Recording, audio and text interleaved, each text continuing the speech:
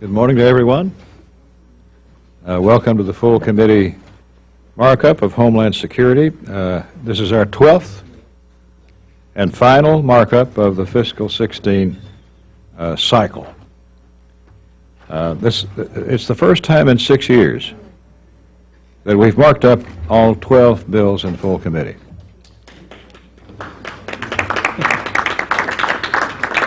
So I'm very excited and proud to be here today to witness this committee doing its work. It's not quite historic, but it's moving in that direction. So it's been a pleasure working with all of you this year. We look forward to continuing to work side by side as we shepherd all 12 of the bills to the finish line. And that's my goal, Ms. Lowy. And it's been your goal, and it's the committee's goal. We're going to take this thing all the way through until we get blown out of the water or whatever. So without further ado, let me turn the floor over now to the chairman of the Homeland Security Subcommittee, Judge Carter, to present his bill.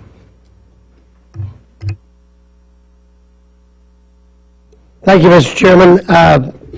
You know, like we used to tell our kids when they were arguing last best to try to, well, this is the last, but it's the best, okay?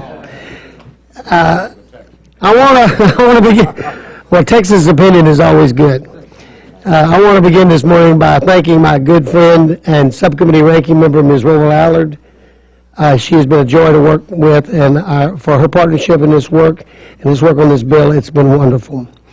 Likewise, Chairman Rogers and Ranking Member Lowy have provided their leadership and encouragement throughout, for which I am very grateful. And finally, I want each subcommittee member to know that I value and am thankful for their suggestions and support, and have greatly improved this bill.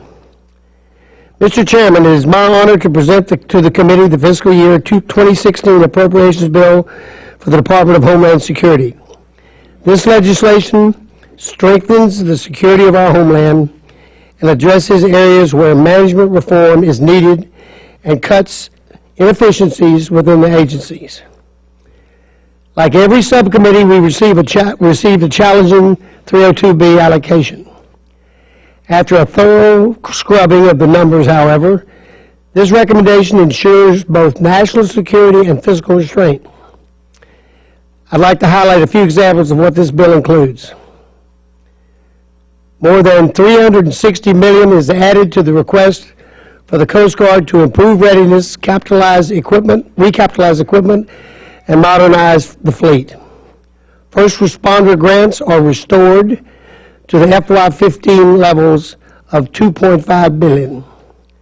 Disaster Relief Fund is fully funded for projected major disasters and known requirements at $7.4 billion. Funds are provided for frontline operators and critical surveillance tools to increase situational awareness and improve border security. The Secret Service is funded at levels sufficient to hire more agents and officers, addressing training gaps and improve perimeter security at the White House. Cybersecurity programs are fully funded. The MARC fully funds 34,040 detention beds for individuals and families who enter the United States illegally. Finally, E-Verify system, which enables businesses to check whether their employees are eligible to work in the United States, is fully funded. We achieve these funding levels by making thoughtful and appropriate cuts, which I would like to explain. Over the last few years, many agencies at DHS have failed to achieve their respective hiring targets, not only causing serious national security and public safety concerns, but also having major budgetary implications. In essence, it means funding appropriated for personnel has been misspent, and Congress has been denied the level of oversight the taxpayers demand. As a consequence, the bill before you takes $505 million of the excess funding and applies it to programs that protect our homeland. Let's be clear, our frontline law enforcement staffing includes 21,370 Border Patrol agents, 23,775 CBP officers, and they are fully funded. Another area where fiscal discipline is exercised is an oversight of FEMA Disaster Relief Fund, DRF. It has become common practice for FEMA to carry over billions of dollars in DRF from year to year, which is completely unnecessary. Therefore, the recommendation provides full funding for FEMA FY16 DRF requirements as requested, but rescinds $1.26 billion in prior year unobligated balances. Even with this rescission, FEMA expects to end the year with a DRF balance of $1.3 billion, an amount more than sufficient for emergencies. Like me, I know many of you are gravely concerned about the recent tragic consequences of a local law enforcement agency that failed to honor a federal ICE detainer. When dangerous criminal aliens who are deportable are released into our communities, the safety of every American is threatened, including those of immigration enforcement officers who have to track down and apprehend the criminal alien. To mitigate the problem, the manager's amendment increases funds for ICE's Criminal Alien Fugitive Operations Program to increase the number of enforcement officers that focus on reducing the backlog of fugitives and on executing detainers in a timely manner. Report language is included, directing ICE to implement an in-depth outreach program to communities that qualify as sanctuary cities and urge their participation and cooperation in the Department's priority enforcement program.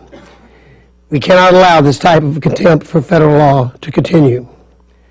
Finally, this bill provides no discretionary or mandatory funds to implement the President's executive actions on immigration.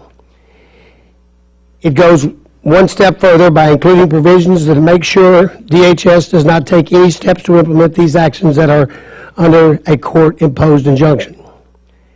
Again, I want to thank Ms. Roble-Allard and her excellent staff for their notable contributions.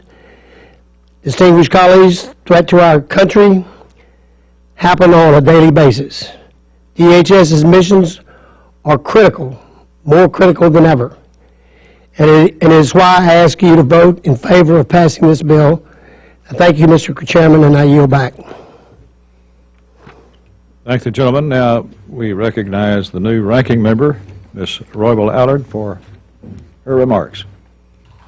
Mr. Chairman, let me begin by thanking you and your staff for working closely with me. It's up on the it's right up here.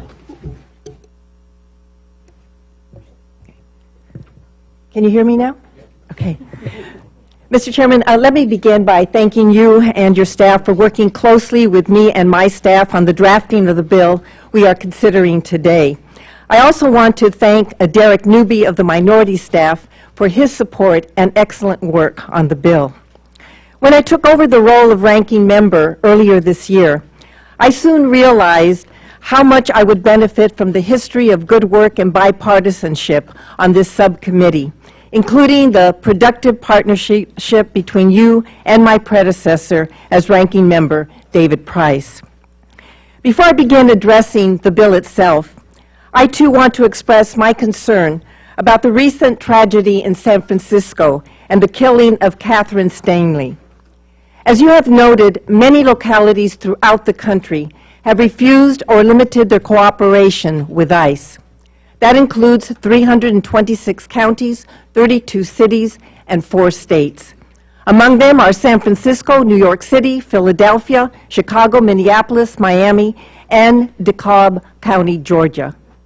There are many valid reasons for this. First, federal courts have ruled that ICE requests to have local law enforcement hold an individual beyond the release date violates the Constitution. Second, local law enforcement felt that the type of cooperation that was being asked by ICE was eroding the trust of the respective communities.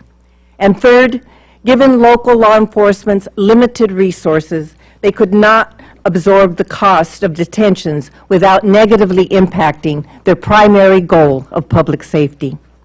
The PEP program is intended to address these concerns, and we are hearing reports that local jurisdictions are beginning to respond by working with ICE to find mutually agreeable ways to work together and prevent tragedies like the one in San Francisco. Therefore, I was pleased that the report directs the Director of ICE to implement an in-depth outreach program to engage communities on the new priority enforcement program to find mutually agreeable avenues of cooperation. Moving on to the bill before us, Mr. Chairman, I want to commend you on your continued efforts in the bill and report to push the Department to develop and institutionalize more rigorous, consistent, and comprehensive processes for planning, budgeting, acquisition, evaluation, joint requirements, hiring, and operational coordination. While this kind of oversight and support seldom gets the biggest headlines, it is critically important and is the foundation of the role this committee plays. The bill reported out of subcommittee is mostly bipartisan, and it reflects the serious approach that you take to supporting the department while also holding it accountable. However, while relatively few, there are areas of significant disagreement. Perhaps the biggest challenge we face is the lack of progress in reaching a larger budget agreement, without which we will face a very predictable crisis in September. The Homeland Security allocation, like that of every other bill this year, is well below what it should be. It is $2 billion below the President's request and $337 million below the current year funding level. This means certain high-priority activities are not adequately funded.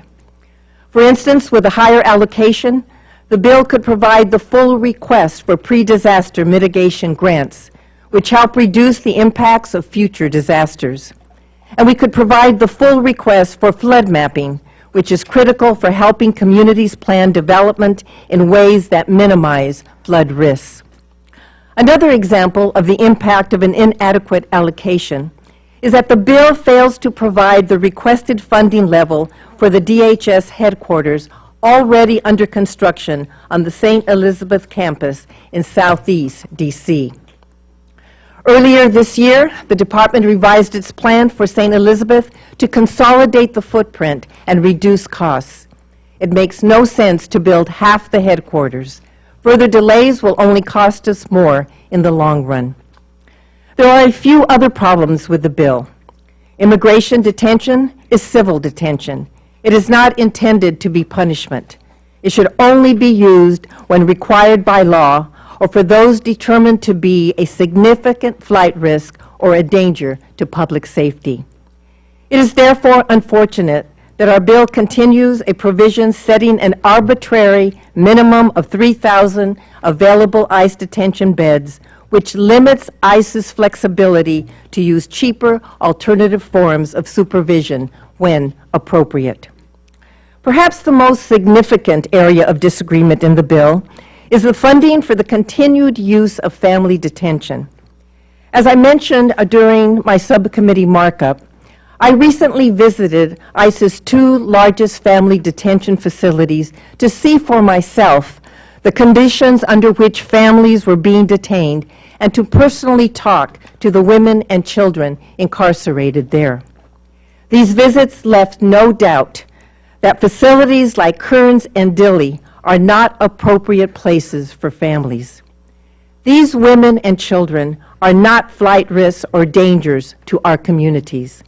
Most have come here intentionally to submit an application for asylum in accordance with our immigration laws. Instead of detention, we should be using less costly non-detention forms of supervision, such as the ATD program or release on bond or parole.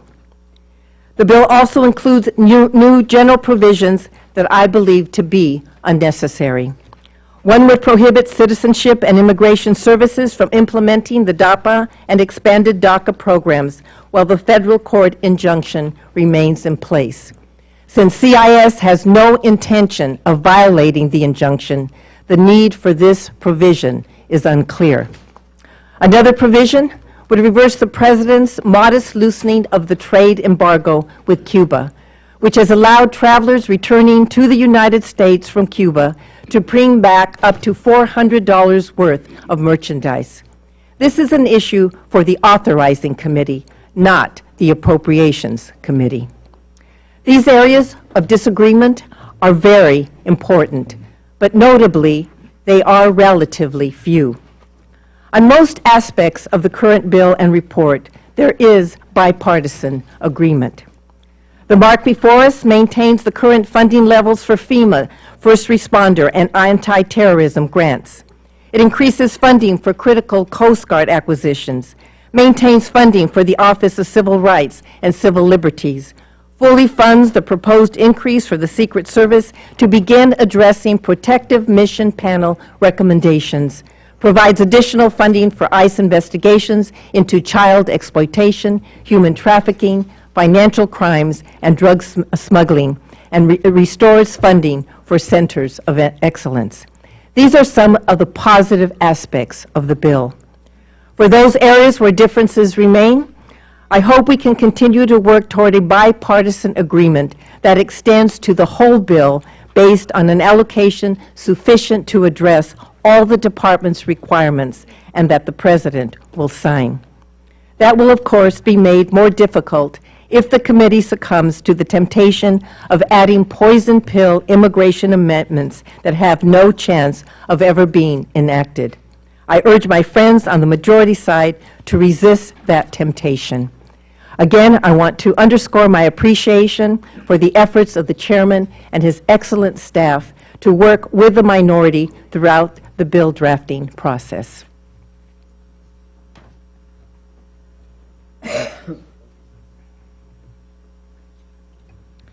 Thank both of you for your comments, your hard work, and your partnership on this bill. And your efforts have resulted, I think, in a very fine piece of legislation that I am happy to support. This subcommittee's work is near and dear to my heart because I chaired this subcommittee from its inception for several years. And I know the difficulty that trying to weld together 22 different agencies into a single one is extremely difficult. There were like 16 different unions. There were a dozen or more different pay scales between these agencies. And there still remains a department that's not fully melded together yet. So I commend the chairman and the ranking member for continuing this work. And this subcommittee's work is bipartisan. It's nonpartisan, and should be. And I commend them for keeping that spirit alive in this work. Safeguarding our homeland, strengthening the borders, enforcing our immigration laws, protecting our people from terrorism and natural disasters. These are the core missions of this legislation. Now, as we face growing threats from groups like ISIL, domestic terrorists, other perils yet unknown, we must remain vigilant. An active and well-equipped front line, a secure border, and strong intelligence and cybersecurity operations are paramount to keeping our nation safe and secure, so funding is targeted to those areas. It includes increased funding for the Coast Guard to modernize its fleet so that they can continue providing critical surveillance and fighting the illegal drug trade. The bill also maintains the largest staffing totals in history for Border Patrol and CPB. And the bill increases funding for programs that bolster critical cyber infrastructure and help prevent cyber attacks by foreign and domestic hackers, like the one we are recently dealing with at OPM, which is a disgrace, putting some 21 million federal workers at financial and personal risk. Efforts to protect this nation have got to begin at home with strong enforcement of our laws. For instance, the bill provides funding to increase the number of immigration and customs enforcement agents and support personnel to enforce our immigration laws. This bill also makes absolutely certain that DHS is following and enforcing our current immigration laws on the books in so-called sanctuary cities nationwide. This is the latest version of an old theory that's been debunked over the centuries, and it's called nullification. Since when does a unit of local government, a city, have the right and power to refuse to enforce federal laws, U.S. laws? In effect, they're nullifying what you have enacted into law.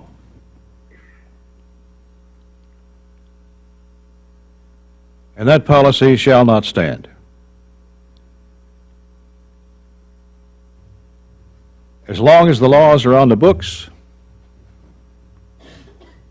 state and local agencies are obligated by law to enforce them. This bill contains no funding to implement the President's unconstitutional executive action on immigration and prohibits any funding from being used to carry out those actions as we await final word from the Fifth Circuit Court of Appeals. Lastly, preparedness for disasters of a national scale is a priority in this bill. In the unfortunate case of a large-scale disaster, the bill makes sure we are ready to respond and rebuild by fully funding FEMA's stated requirement for disaster relief. The bill also ensures that important first responder grants are maintained so that our boots are on the ground and are efficient and quick to address any and all needs following a disaster event. I woke this morning, or actually late last night, to learn of very disastrous flash flooding in my district in the hills of East Kentucky. In one county alone, we've got like 11 missing, one confirmed dead, and more rains on the way. So to all of us in our home districts, the FEMA emergency funding is absolutely vital and one of the mainstays of this bill. As important as the protection of this great nation is, we can't allow the Department of Homeland Security to have carte blanche, particularly in this more austere budgetary environment. As Chairman Carter enumerated, DHS has to clean up its act when it comes to its budgeting and hiring practices. The bill includes numerous provisions to help set the department on a better course for the future and strengthens the oversight that will allow us to keep tabs on the department's progress to that end. The subcommittee also trimmed back programs that are lower priority or that have excess funding to achieve its $337 million in reductions below current levels. And again, I want to commend Chairman Carter and Ranking Member Roybal Allard and the members of the subcommittee and staff for their good work on this bill. Though you're last, Mr. Chairman, you're certainly not the least, and your bill is representative of the fine work this committee can do. Thanks to you and the staff for helping bring the bill forward, allowing us to fulfill our duty of shepherding all 12 appropriations bills through this committee. I will remind the committee that on the Senate side, the Senate committee, full committee, has processed, I think it's 10 bills so far. So the Senate has come awake, which gives us lots of hope for doing something good in the future. So I urge my colleagues to support this bill, our last bill of the fiscal year, and report it promptly to the House. Ms. Lowy.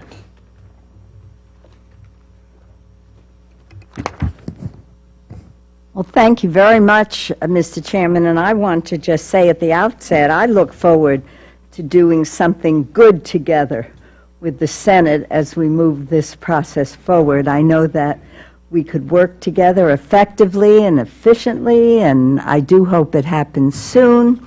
But before I begin, I'd like to take a moment to congratulate Ranking Member Lucille Roybal Allard on her first Homeland Security Full Committee markup. I'd also like to thank Chairman Rogers and Subcommittee Chairman Carter, as well as the committee staff who worked very, very hard on this very difficult bill. This is the 12th and final bill we will consider, despite the fact that the President proposed to end sequestration through more reasonable and realistic budgeting 5 months ago. Republicans have yet to propose a workable solution. With only 22 more legislative days until the end of the fiscal year, it's really time. Let's get going. Let's start working to avoid another pointless and damaging government shutdown. Refusing to adopt a sufficient overall allocation for discretionary investments has led to a bill that at $2 billion below the administration's request, and $337 million below the FY 2015 enacted level, it would severely underfund too many priorities at the expense of hardworking American safety. Floods are the most common natural disaster in the United States and are very costly, with the average individual flood claim from the National Flood Insurance Program amounting to nearly $42,000, total annual claims averaging more than $3.5 billion. Yet, the bill would slash FEMA flood mapping by $178.6 million below the request. The more we invest in mitigation, the more we save when disasters inevitably strike. The administration requested $200 million for pre-disaster mitigation grants, which would fund projects that could avoid $600 million in future losses. However, the initiative would be funded at a paltry $25 million in the mark, 88% less than what was requested. Partisan riders, like a new restrictive provision on Cuba, my friends, have no place in this bill. We should respect the appropriations process instead of using it as a roadblock for implementation of the administration's actions, particularly for actions that have clear public support. Let's leave authorizing to the authorizers. Additionally, the chairman's mark would cut alternatives to detention by $12.7 million and the Federal Air Marshal Service by $5.2 million below the requested level.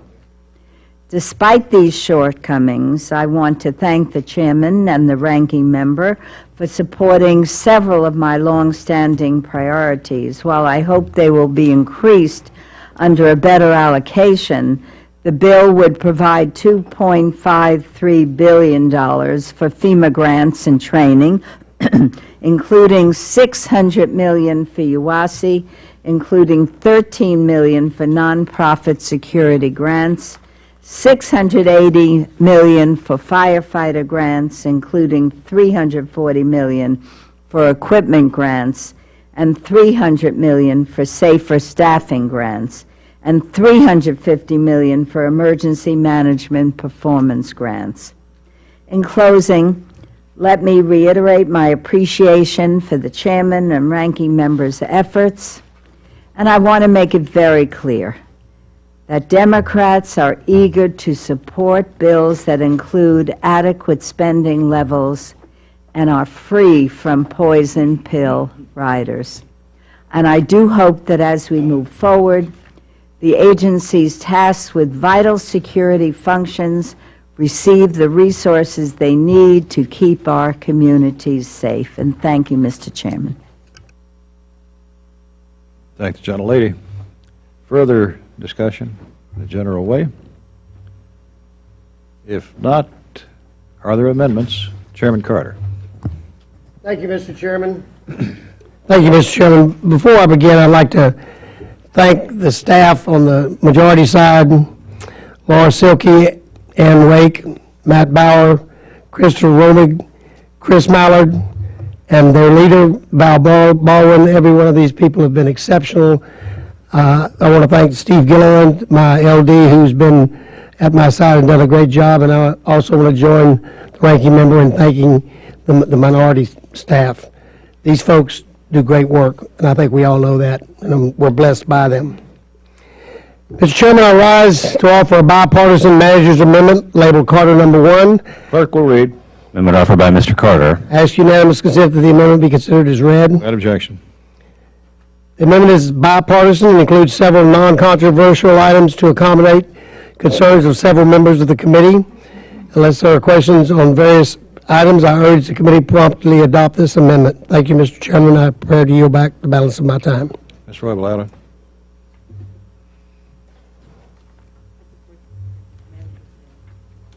Question is on the manager's amendment. All in favor say aye. All opposed say no. Ayes have it. The amendment is agreed to. I'm sorry. Gentlelady is recognized.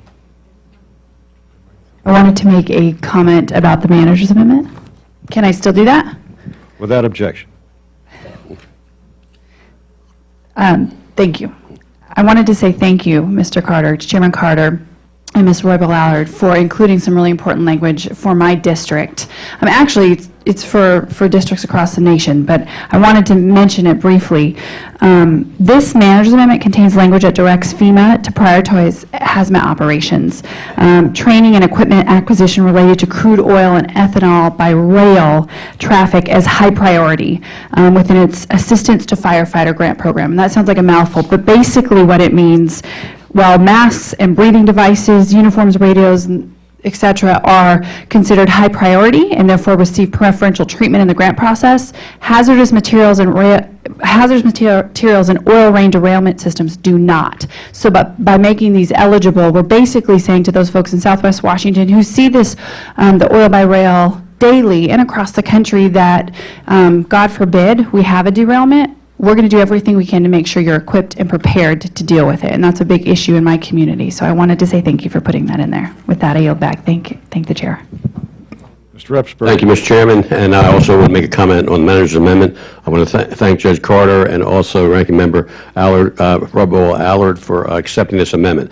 I've been working on the issue of cybersecurity with about the last 10 years, and my concern is that this issue of cyber attacks is getting worse and worse, and it's going to continue until we start focusing on what we have to do to protect our nation, protect our businesses, and protect us from destructive attacks.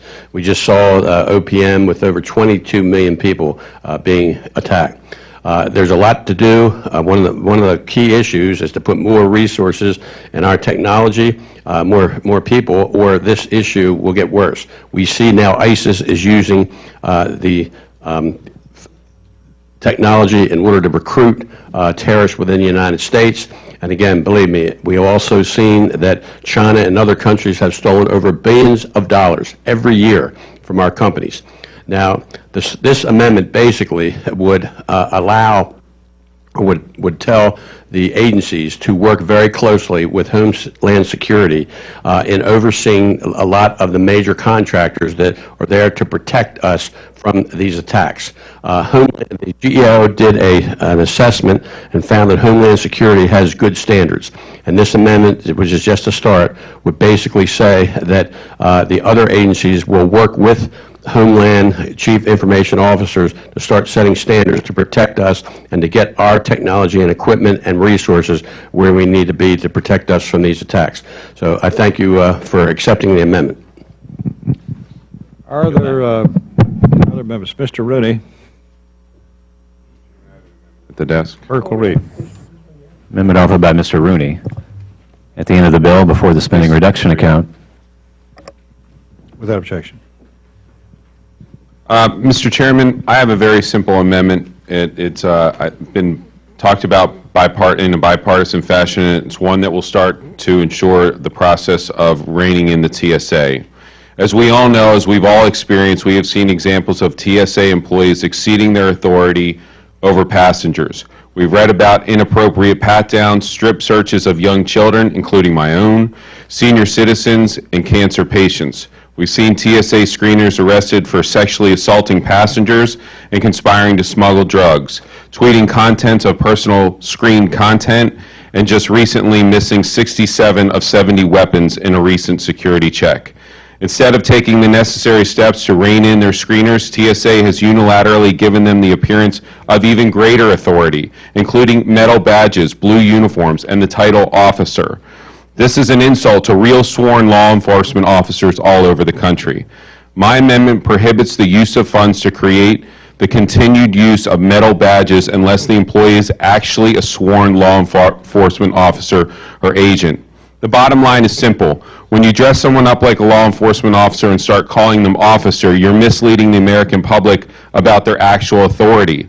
What's worse, TSA agents actually start believing that they are officers. And all too often that is acting like nothing more than a bully with a badge.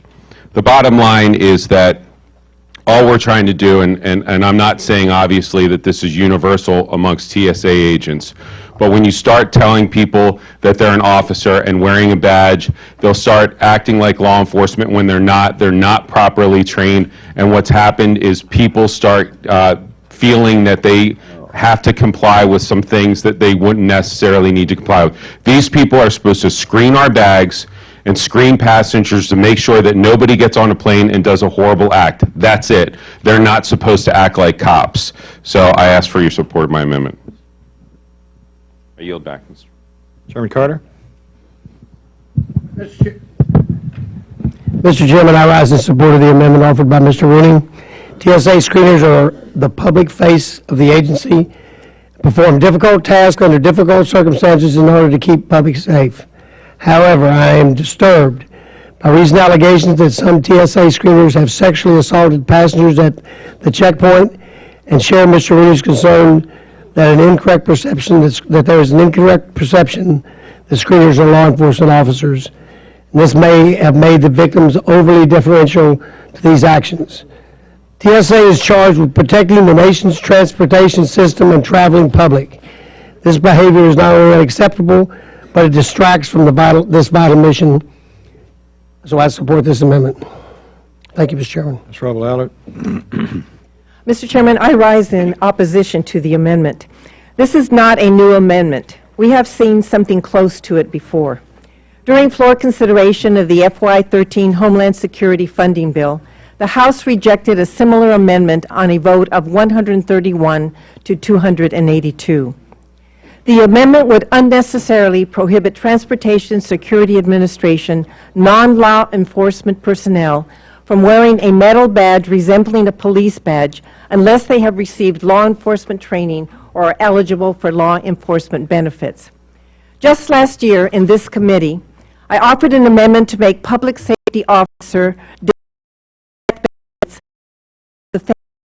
Transportation Safety Officer Gerardo Hernandez, who was killed in the line of duty at Los Angeles International Airport on November 1st, 2013. This committee adopted that amendment by voice vote, and the provision was included in the enacted version of the FY15 funding bill for the department. What kind of a message would it send if we were to do a complete about-face by adopting the amendment before us now? Transportation security officers place themselves in potential danger every day. They are not law enforcement officers and are not claiming to be law enforcement officers, but they are clearly engaged in public safety activities. TSA leadership coordinated with and obtained the concurrence from the DHS Office of Inspector General and TSA law enforcement components, including the Office of Law Enforcement, Federal Air Marshal Service, and the Office of Inspection prior to approving badges for TSOs. We should not be sending a signal to transportation security officers like the colleagues of TSO Hernandez that we do not value their efforts to ensure the safety of the traveling public, and I urge a defeat of the amendment. Mr. Chairman. Mr. Fatah. Thank you, Mr. Chairman. I rise in opposition to the amendment. I understand the concern that my colleagues raised, and I think we should work on individual instances where people have done something wrong. But my wife and daughters got on a plane and went to Atlanta this weekend for a family wedding, and they came home safely. And that's happened millions of times on flights since 9/11 because President Bush and our former governor, Congressman and former Congressman Tom Ridge, served as the Homeland Security cabinet member, put together an agency like TSA, and it is held to provide a safety net for the public to travel through the air. And air travel is a critical component of our economy. And I would hate for us, because of the misconduct of 1 or 2 or 10 people out of hundreds of thousands, to provide a difficulty for TSA to do its job so that one day someone's wife and children get on a plane and something awful happens because somebody decided that TSA needed to be put in check. We need them to do their job. We need them to be respectful, but we also need air traffic and transportation to be safe in our country, and I hope that this amendment does not succeed. I hope it makes its point, which is that TSA needs to be responsible, but the Congress needs to be responsible and not disarm TSA from being able to do its job. Mr. Rooney is recognized to close. Chairman, I would just say in closing, especially to Mr. Fatah, I am not, and this amendment is not proposing to disband the TSA or their responsibility of screening passengers or bags. It is strictly so that they cannot wear metal badges and pose themselves to be sworn law enforcement officers and then accordingly act like that, which has resulted in the behavior that we've seen all too often across this country, where people are bullied by people that are not trained law enforcement officers because the passengers think that they are. And so there's been case after case after case where these people, the TSA agents, have fallen below the lines that a law enforcement officer would never go below because they have that specific training. I'm just saying that instead of wearing a metal badge, wear your sweater that just says TSA, do your job, keep us safe, but don't act like a cop, because you're not. I yield back. Question is on the Rooney Amendment. All in favor say aye. Aye. All opposed say no. No. The ayes seem to have it. The ayes have it, and the motion is agreed to. Chairman Culberson. Chairman Rogers, I have an amendment at your desk. Clerk will read. And Amendment offered by Mr. Culberson at the end of the bill before the spending reduction account. if I could ask unanimous consent to dispense with the reading. Without objection. Chairman Rogers, Chairman Carter, and Ranking Member Roy Bell Allard, all of us have been, I know, mortified by this story out of San Francisco that we've seen repeated too often over the country, where this young woman was murdered by individuals who have been repeatedly arrested and released, who was in the country illegally, and the murders particularly stuck with me, as I know it has all of you who have children. This young lady died in the arms of her father, and it could have been prevented. It's an absolutely senseless and appalling tragedy that all of us, I know, have at the forefront of our minds. And in searching for ways to help make sure this never happens again, I offer this amendment today to take the Obama administration at their word. Last November, they issued a memo from Homeland Security Director issued a memo saying they were going to prioritize the incarceration of individuals who were a threat to national security, who were gang members, who had entered the country illegally, who were convicted of offenses that were felonies, who had been convicted of aggravated felonies, who had 3 or more misdemeanor offenses, such as, they call them significant misdemeanors, domestic violence, sexual abuse, or exploitation. The Obama administration said they were going to incarcerate individuals who'd been apprehended anywhere in the United States after unlawfully, repeatedly re-entering the United States, and yet they're not using all the beds that we have allocated for them. A number of years ago, with the help of members of this committee, I'd added language to the bill that requires the Department of Homeland Security to maintain at least 34,000 detention beds. Yet in a hearing before our subcommittee, Mr. Chairman, the director of ICE said that, well, they're maintaining the beds, but they're not going to use them. So my amendment today will make sure that they use those beds by ensuring that they do not release any criminal, illegal alien who is in the United States who falls within Priority 1 or Priority 2. If they're a felon, if they're a gang member, if they've been repeatedly arrested and convicted of misdemeanors, the Obama administration tells us they're a top priority, Mr. Chairman. We're going to keep them, hold them at their word, and make sure that those individuals are not released back onto the streets of the United States, and that they are incarcerated and held until they're removed back to their country of origin. That's the purpose of the amendment. It's common sense. You cannot enforce the law unless people know that there's consequences, and this amendment will make sure that these individuals are no longer released onto the streets of America, and they have to be detained until they're removed to their country of origin. And I move passage. Chairman Carter. Thank you, Mr. Chairman. Mr. Chairman, in 2014, ICE released 12,757 aliens from its custody after determining they were not enforcement priorities. However, according to DHS OIG report 15-85, this data may not be accurate or an accurate number, and that the number could actually be much higher because officers do not always record the use of their prosecutorial discretion. Further details in support of the agent's decisions are seldom annotated. The report also noted that ICE field office personnel do not always have access to an individual's criminal history in his country or in her country of origin, and could well be inadvertently releasing wanted criminals into the United States.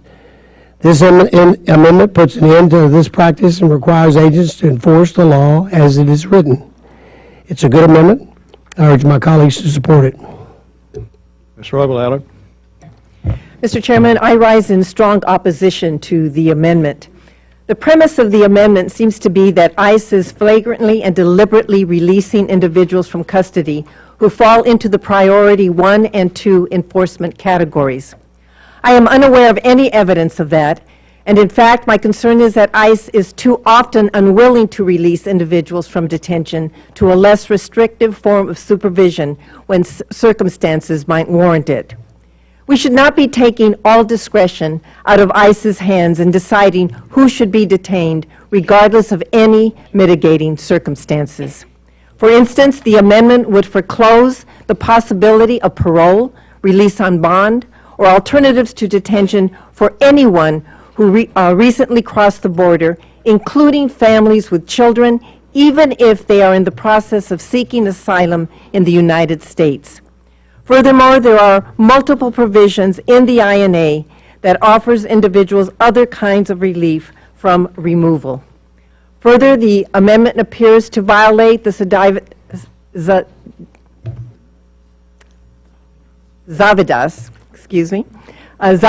versus Davis decision of the Supreme Court, which held that the indefinite detention of immigrants is unconstitutional, and therefore removable immigrants whose home country refuses to accept their return cannot continue to be detained. The impact of this amendment would also be to clog up detention facilities with those who do not need to be there, which could leave ICE with limited options for detaining high enforcement priority individuals. Is this the kind of policy the committee wants to support? There is no disagreement that those who pose a danger to the community should remain in custody, and that is clearly ICE's current policy and practice. ICE detention is civil detention. It is not intended to be a punishment. And individuals and families who come to the United States fleeing violence and persecution should have the opportunity to seek asylum without being further traumatized by unnecessary incarceration. I urge my colleagues to defeat this misguided amendment. Will the author of the amendment answer a question or two?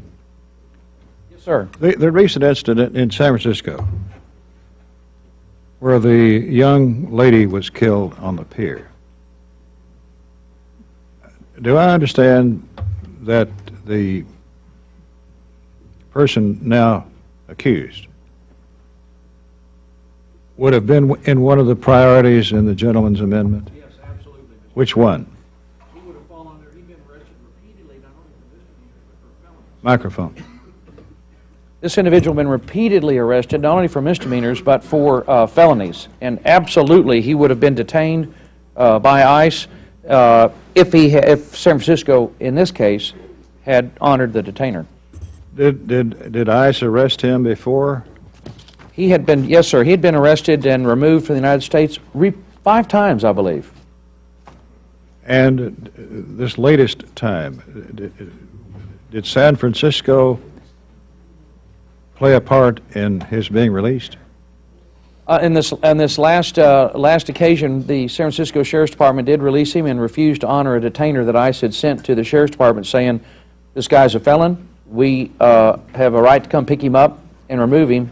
And the San Francisco Sheriff's Department said, we don't honor detainers, we don't follow federal law. And I heard you earlier, Mr. Chairman, and I, as chairman of CJS, am right now working to make sure that if a local jurisdiction wants access to federal money, they need to follow federal law. So San Francisco was a sanctuary city Yes.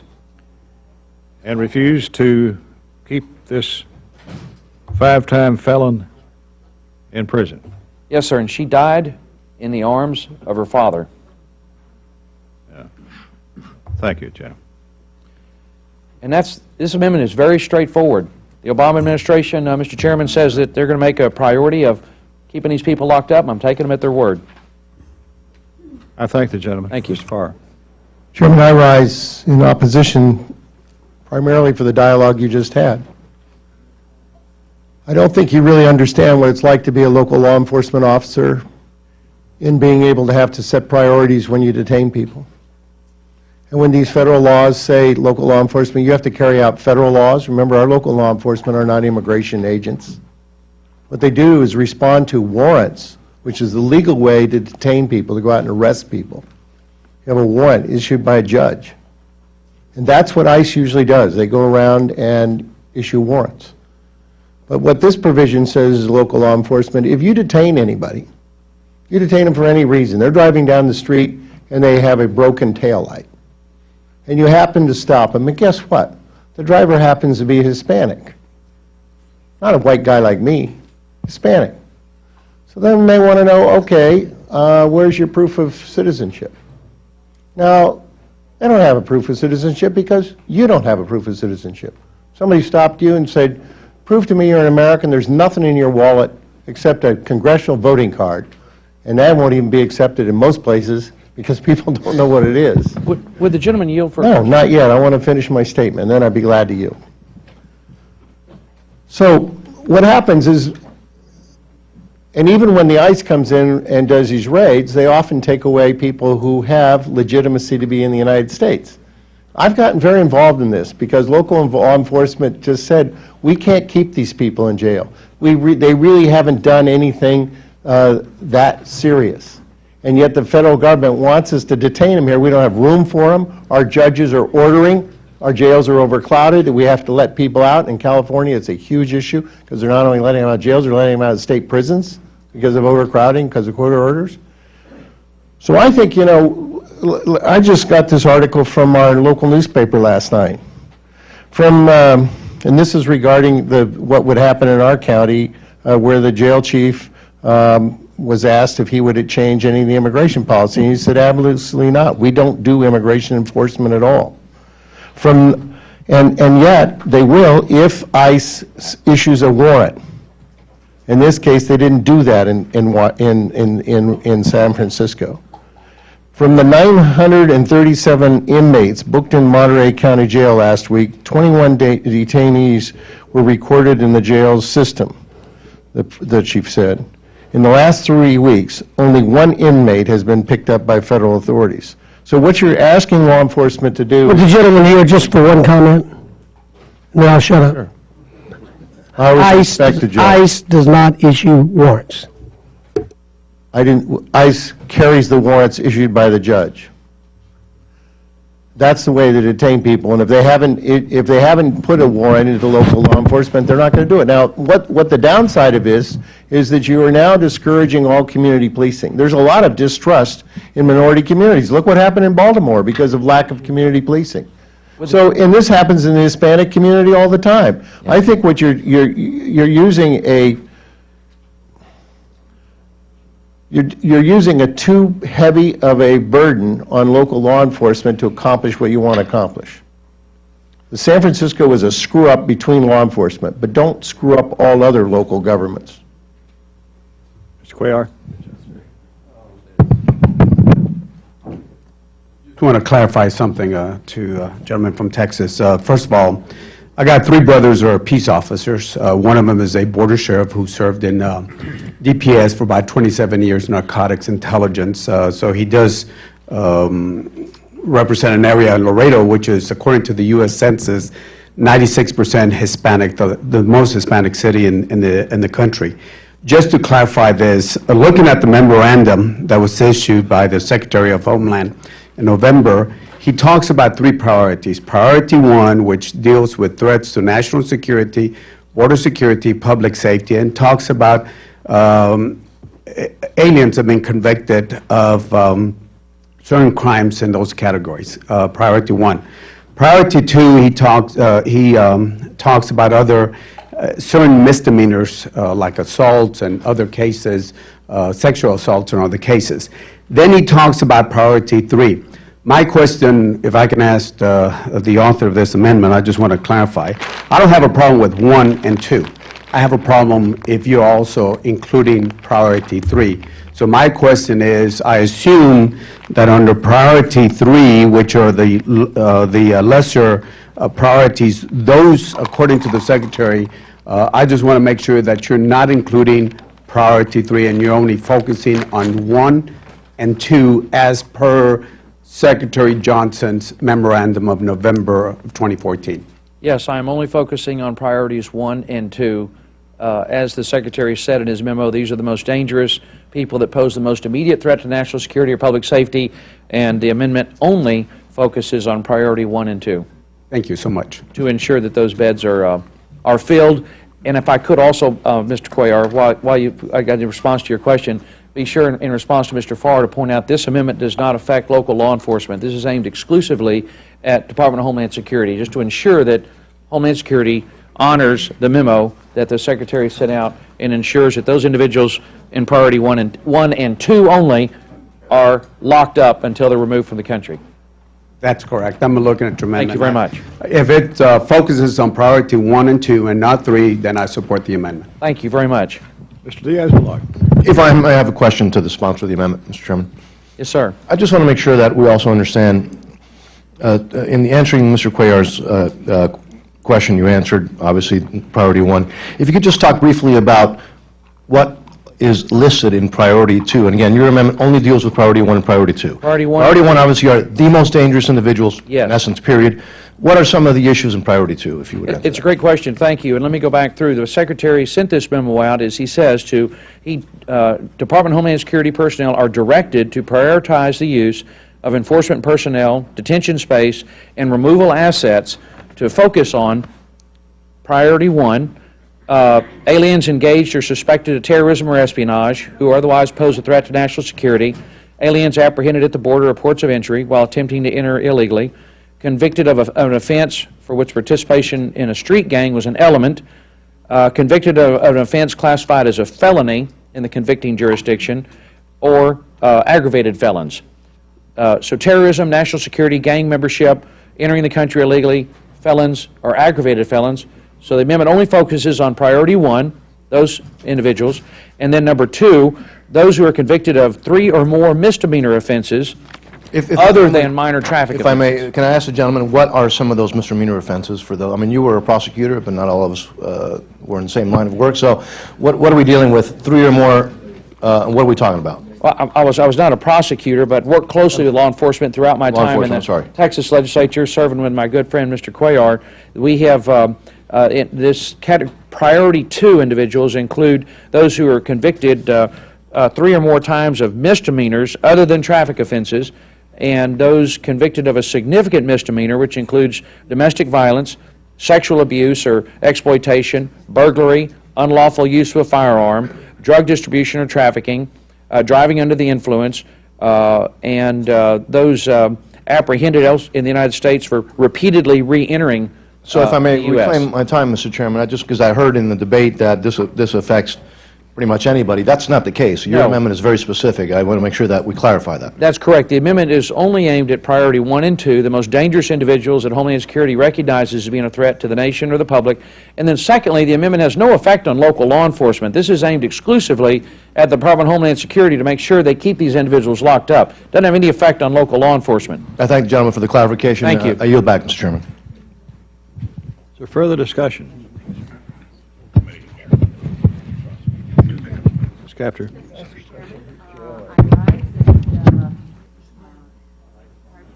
Sorry. Yes, I'd like to rise and yield my time to the gentle lady, the ranking member on the committee. I thank the gentlelady. Ms. Capter needs to remain standing. I thank the gentlelady for yielding. I just want to point out that under priority 1, I just want to point out, we were talking about priority 1 and 2, that under priority 1, it says, aliens apprehended at the border or ports of entry while attempting to unlawfully enter the United States. That means anybody. And also, it says, aliens apprehended under priority 2, aliens apprehended anywhere in the United States after unlawfully entering or re-entering the United States, and who cannot establish to the satisfaction of an immigration officer that they have been physically present in the United States continuously since January 1st, 2014. That means it is not limited to just violent criminals, but it applies to everybody in response to Mr. Cuellar's question. I yield back. Is there further discussion? Mr. Culberson is recognized to close. Mr. Chairman, the amendment's very straightforward. We, years ago, put language in the Homeland Security bill to require the department to keep and to maintain at least 34,000 beds, yet they refused to use them and continue to refuse to apprehend and hold all the individuals the Obama administration has said themselves are a threat to national security and public safety. So my amendment, as Mr. Cuellar correctly pointed out, focuses only on priority 1 and 2, and I'm happy to yield to my friend if he has further clarification. And again, without due respect, because I'm from the border and I live on the border, you're not taking away any other part of the memorandum, correct? No, we're enforcing the memorandum, only priority 1 and 2. Right, because under priority 1, if you look at the exercising prosecutorial discretion, priority 1 must be prioritized unless they qualify for asylum, et cetera, other relief. So just wanted to point that out. It's important clarification. I want to ensure that the members understand that we're focusing on priorities 1 and 2,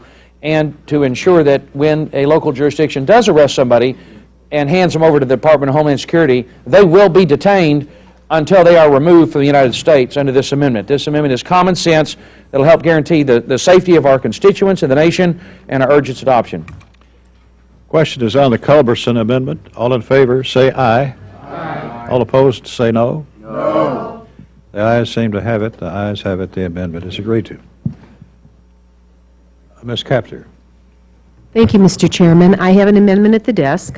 clerk will read. Amendment offered by Ms. Capter, page 35, line 25, increase the dollar amount by $175 million. I ask the amendment be considered as read. Without question. Now, just to simplify, we can call this the 4/100,000ths of 1% amendment. What I am asking for is the committee's consideration of increasing the amount of funds in the Federal Emergency Management Agency's pre-disaster mitigation program to the request of the administration, $200 million from the current level of $25 million. We're talking about $175 million that will actually save the country money. The pre-disaster mitigation program assists local communities with reducing risk of damage by identifying vulnerabilities and developing strategies to lessen or eliminate the effects of a potential hazard. Let me give you a couple numbers. Of all the money that will be expended in this bill, over $47 billion, that's with a B, billion, I'm talking about a few $1,000,000, estimates are that we as a country spend only 4% of disaster-related money on preventing and preparing to avoid damage. We spend 96% of the money on response. All right, that doesn't seem like a very fiscally responsible strategy.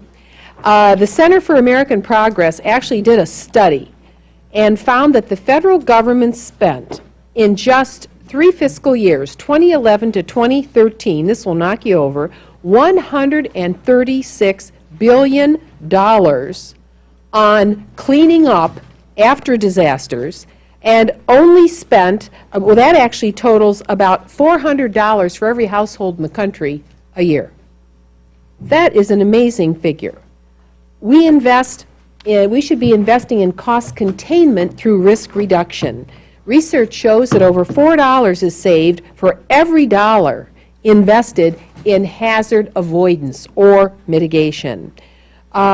We can consider huge potential savings in the federal treasury in terms of future increased tax revenues and reduced hazard-related expenditures by avoiding these hazards in the first place. And what do these include? Dam failures, drought, earthquakes, extreme temperatures that cause damage, floods, and boy, do we know about that in our part of the country, and I know the chairman does. Heavy rains, hazardous material incidents, severe thunderstorms, utility failures, windstorms, tornadoes, winter storms, all of these cost us billions and billions and billions of dollars a year. All my amendment does is say, look, out of this massive budget, let's find 0.04% to add $175 million to an account that only has $25 million in it right now.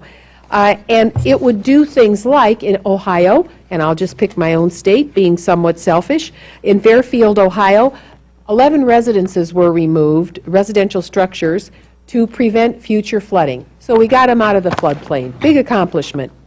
In places where the Ohio River overflows, trying to prevent damage is worth so much more than just cleaning up afterwards. I ask my colleagues' consideration. I am going to respectfully withdraw the amendment because I'm hoping that the chair of the subcommittee and the full committee will work with me to find somewhere in this bill 4/100ths of 1%, excuse me, in order to restore important funding to avoid additional unnecessary costs by mitigating in the first place. Thank you. Does the gentlelady withdraw? Well, I would appreciate the chairman's comments. He stood. Chairman Carter. Thank you, Mr. Chairman. While I appreciate the member's desire to add funds for mitigation, I oppose this method of achieving it, and therefore I'm in opposition to this amendment. The mark before us today prioritizes the needs of state and local grants by using funds proposed for pre-disaster mitigation to keep first responder grants at last year's level, buying back the cut of $301 million proposed by the administration. Furthermore, the amendment is not offset So it takes the bill above the 302B allowed for this bill.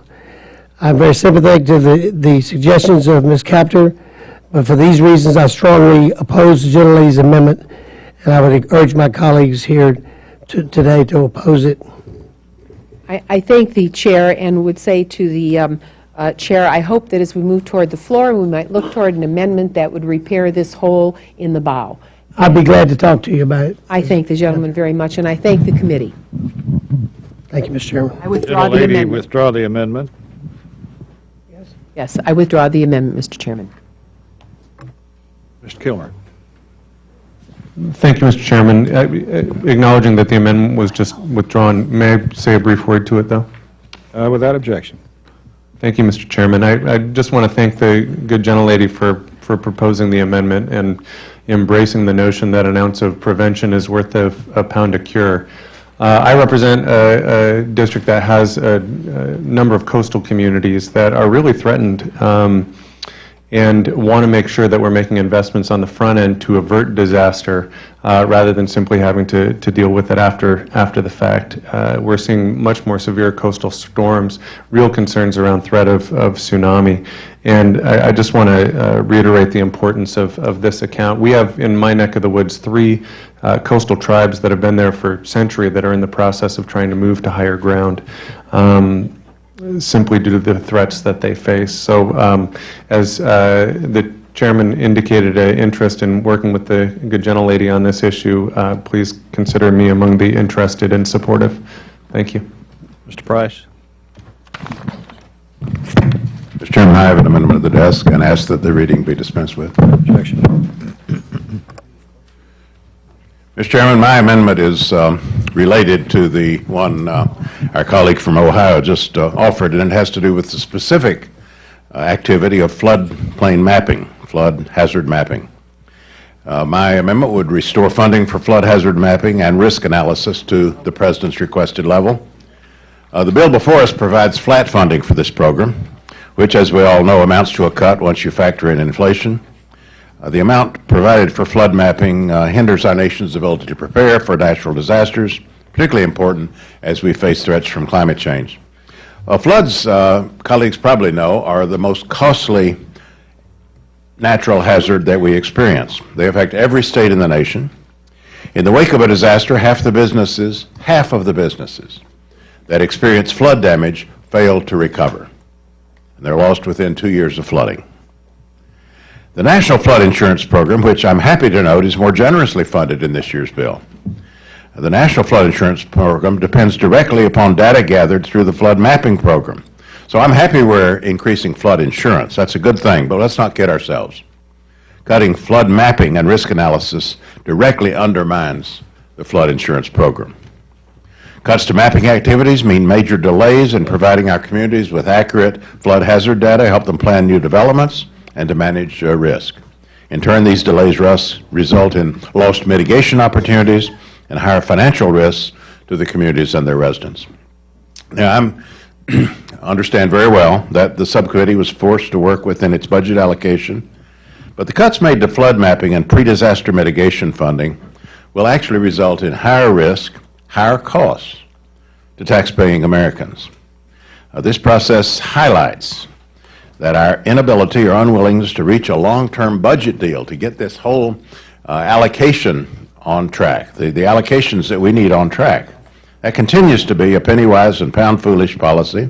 It's going to ultimately cost taxpayers more money, and it's going to have to be changed as October 1 approaches. So one good way to force that change is to adopt this amendment, and I urge my colleagues to do just that. Chairman Carter. Thank you, Mr. Chairman. I rise in opposition to Mr. Price's amendment. Same argument still stands. It does not have an offset, and it rises above the 302B. Let me tell you, I'm from the Texas Hill Country, the flash flood capital of the world sometimes, and I'm as concerned about maps as you are, but unfortunately this takes us above the 302B, and therefore I oppose it, and I urge a vote against it. Mr. Robel Allard. Mr. Chairman, I rise in support of this amendment to increase funding for the Flood Map Modernization Program. The program is funded at an inadequate level of $100 million, $178.6 million below the amount requested. Funding at the FY16 request level of $278.6 million is necessary in order for FEMA to reach and maintain its goal of having 80% of stream miles with flood maps based on valid or current data by 2019. Currently, FEMA has technically credible data for only 53% of its flood map inventory, which means that 47% of flood maps may be inaccurate and not a reliable source of information for setting flood insurance premiums, predicting damage from flooding events, or informing private sector investments. How many times have Americans watched the news in horror over the last 10 years and commented that that place never flooded and now it's underwater? Terrains change, weather patterns have certainly changed, and our definition of risk has changed since Hurricane Katrina. We are setting ourselves up for a larger disaster if we don't properly update flood maps. The requested funding for flood mapping in FY16 would provide the benefit of current flood maps to an additional 9.4 million Americans. That means that many more Americans would base their decisions of home ownership and insurance purchases on current and valid information. Not having that data leaves Americans with inadequate information that could give them a false sense of safety if they live in a flood zone that is not adequately mapped. Is there further discussion? Mr. Price is recognized to close.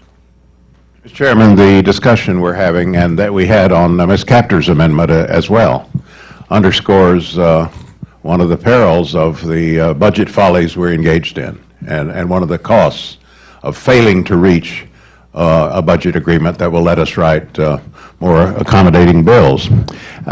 You know, these matters we're discussing, it's not like planes circling overhead and worried about whether air traffic control can land them safely. It's not that kind of crisis. If it's that kind of crisis, we've shown we're going to deal with it. This is though a matter that reveals our vulnerabilities more slowly and more unpredictably. You know, we could have had a similar discussion. We did on pre-disaster mitigation. Flood hazard mapping, I'm afraid, is an easy target. It doesn't precipitate an immediate crisis. But believe me, this underinvestment in our nation's readiness will be felt after the next hurricane or flood. It's only a matter of time. Question is on the Price amendment. All in favor say aye. Aye. All opposed say no. No. The noes seem to have it. The noes have it. The amendment is not agreed to. Mr. Quigley? Mr. Chairman, I have an amendment at the desk. I'd ask the reading be waived. Without objection. Which one is it? This is number 1, please. Without objection. Thank you, Mr. Chairman. Mr. Chairman, when I describe this committee's work to my constituents, I refer to it as making smart investments. We have limited, very limited resources to invest, and we're responsible for making the tough choices what programs to offer the American taxpayer to give them their best return on their investment. To that end, the amendment I'm offering today would save the taxpayers over $345 million and reinvest those savings in Homeland Security programs that are not only underfunded in this bill, but have broad bipartisan support. This amendment is simple. By ending the unnecessary and harmful detention of immigrant children and families, and instead using alternatives to detention, which have been proven to be just as secure and effective, we can provide hundreds of millions of dollars in funding for essential programs that Americans rely on every day. The prolonged detention of asylum-seeking mothers and children who pose no flight risk or danger to the community is simply unacceptable and goes against this country's most fundamental values. And they're extraordinarily expensive. This year, for the 2,700 family detention beds mandated in this bill, we're spending over $345 million. That's over $342 per family detention bed per day. By contrast, alternatives to detention for immigrant children and families cost less than $6 per day, and they're extremely effective. ICE's current alternatives to detention program and several community support pilot programs have shown an over 95% compliance with immigration hearings and removal. These are the same alternatives that we've been using in the criminal justice system for decades. But they're also the same alternatives that are supported by both sides of this committee and that the committee significantly increased funding for in last year's bill. So why are we spending hundreds of millions locking up mothers and children who know that detention can do irreparable harm to these children's physical and mental health? There is growing evidence that detention of families can even damage a child's developing brain and re-traumatize victims of violence. That's not even taking into consideration the current problems with the management and conditions of these facilities. Children require special protections and should not be placed in jail-like settings. These aren't hardened criminals. The vast majority of these families are refugees who in most cases are fleeing violence and persecution. 88% have been found to have legitimate asylum claims. We have an opportunity today. We have the opportunity to end an inhumane and ineffective policy and save the taxpayers hundreds of millions of dollars at the same time. Instead of detaining families, my amendment would invest those savings in essential programs like pre-disaster mitigation grants, firefighter grants, and flood mapping. These are the type of programs that we need to be investing in. So let's do the right thing. Let's stop detaining mothers and children and invest those programs that help the American people. Chairman Carter. Thank you, Mr. Chairman. If this amendment passes, DHS will have no capacity to detain families. Both Secretary Johnson and ICE say family detention is a critical tool they need to control mass migration that is illegal. And let's just look back to the mass that went across and the people sleeping on the floors and in Air Force bases back in August of last year. In addition, the amendment has the effect of encouraging single people to bring children into the U.S. who do not belong to them in the ability to have catch and release. Catch and release for illegally aliens is wrong, and that includes families. In short, this is a bad amendment, and I urge you not to support it. Ms. Roble-Allard. Mr. Chairman, I rise in support of the Quigley Amendment to end family detention. As I noted in my opening statement, I personally visited the family detention facilities in Carnes and Dilley and met with many of the women and children who have experienced horrific abuse and trauma in their home countries. Many of these vulnerable families have fled that abuse and are seeking asylum in accordance with our immigration laws. As has been noted, experts tell us that family detention has a serious and long-lasting impact on the psychological, health, and physical well-being of children. Let us not ignore the harm that detention inflicts on these vulnerable populations, and let us use more humane and less costly alternatives to detention.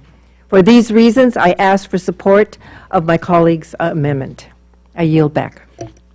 Ms. Rare Butler. I have a question for the amendment sponsor, if he'd be willing to answer. I have been looking into, it's essentially family detention for young women who are pregnant, and they have some programs in New York and I believe Connecticut. And I know that's a totally different funding stream, but I'm concerned with precedent.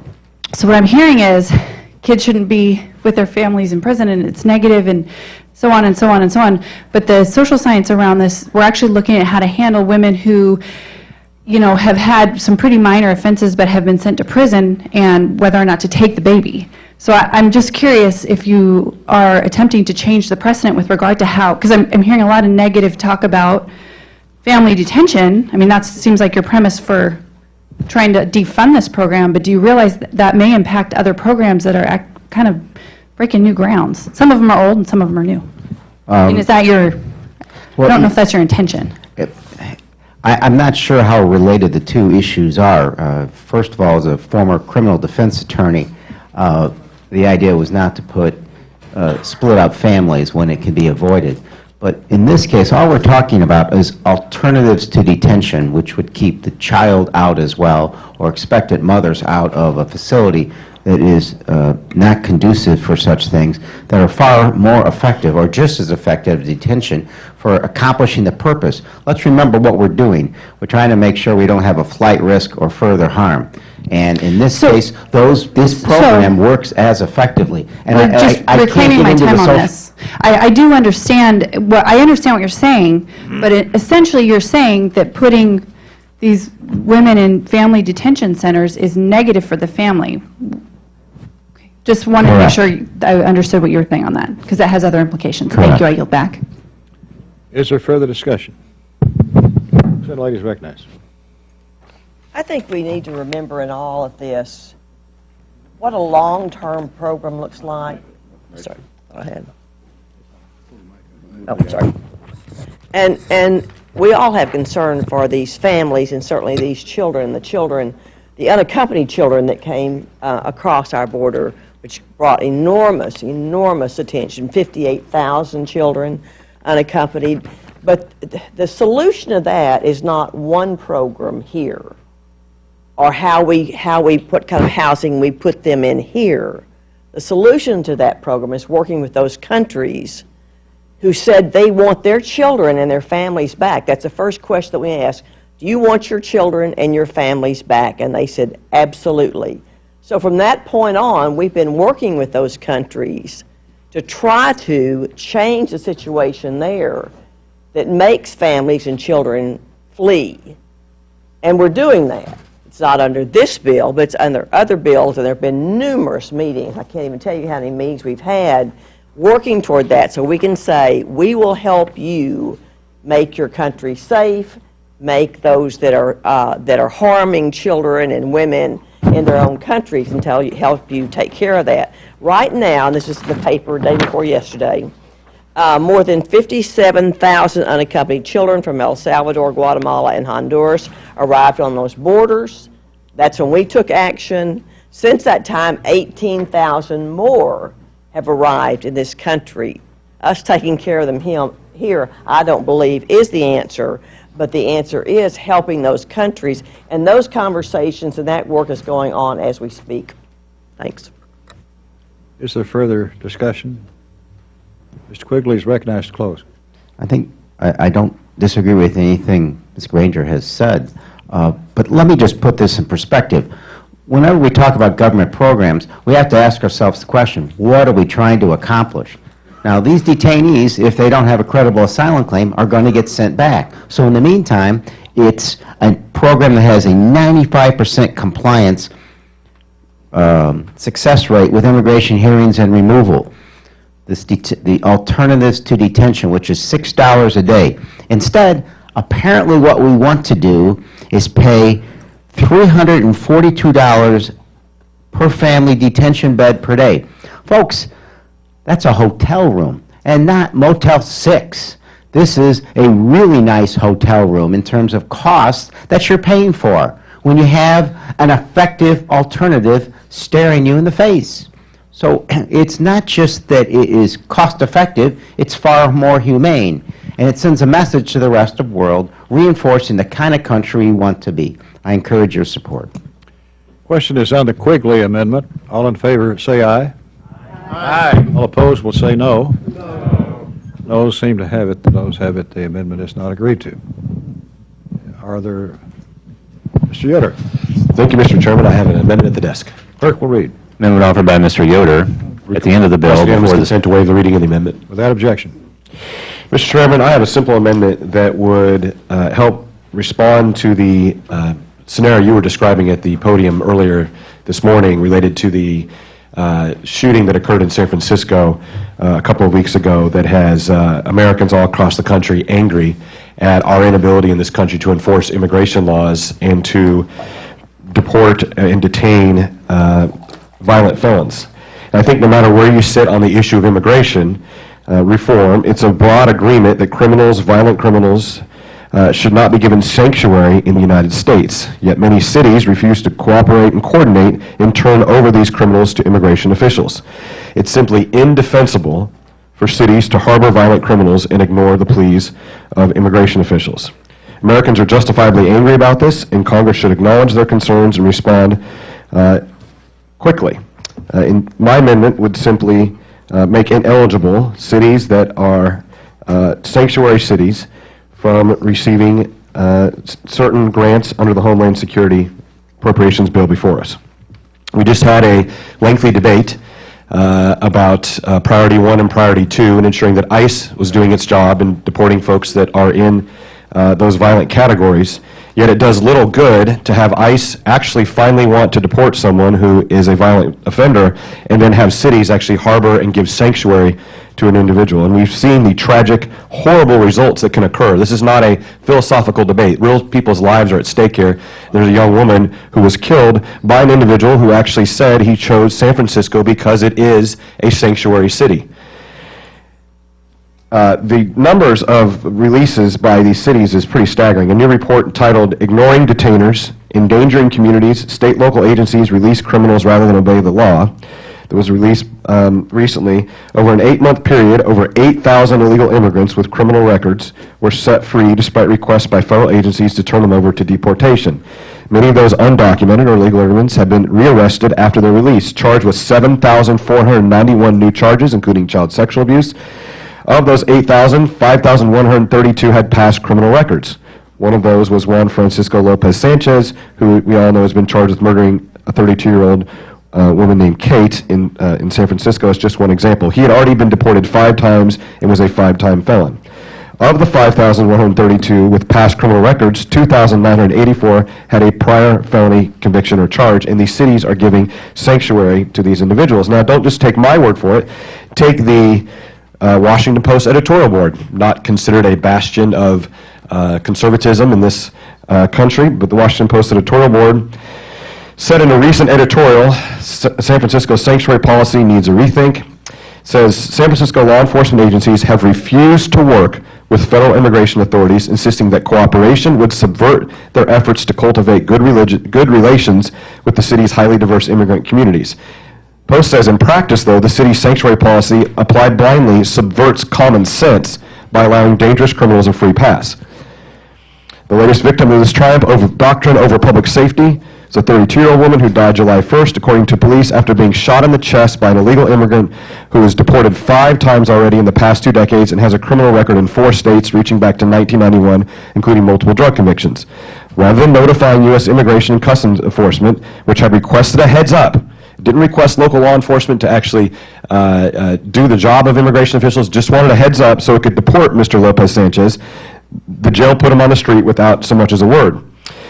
Had the sheriff's office, which could have easily seen Mr. Lopez Sanchez's extensive rap sheet, simply made a phone call to notify ICE of his scheduled release, he could have been handed over and deported, and this young lady would still be alive.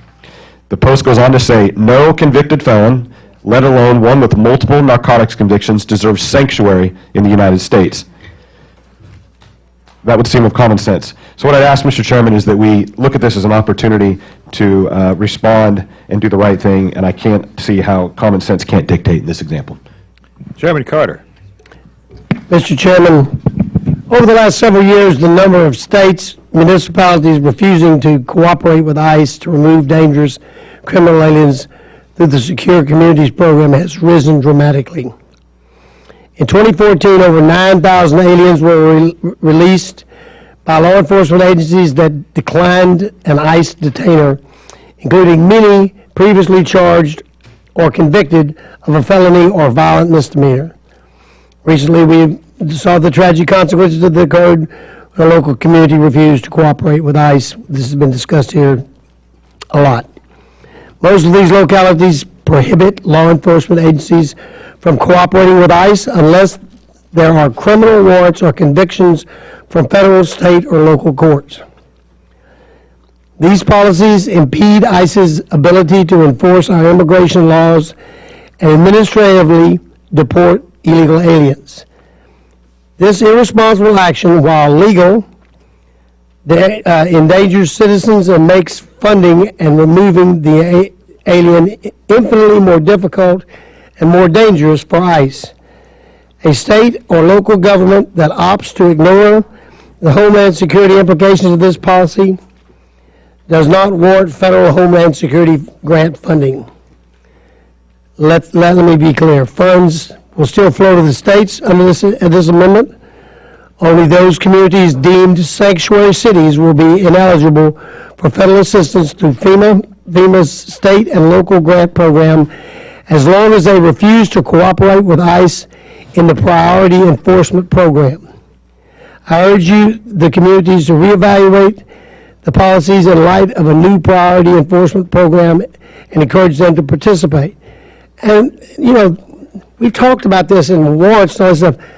The priority, all you got to do is say, give them a contact and say, ICE, we're turning this guy loose at 3 o'clock. If it offends your sensitivities to make that phone call or send that email, I don't understand it. But failure to just turn them loose without, they have issued a detainer which you are not honoring, is not a warrant because there's no additional crime connected with that detainer.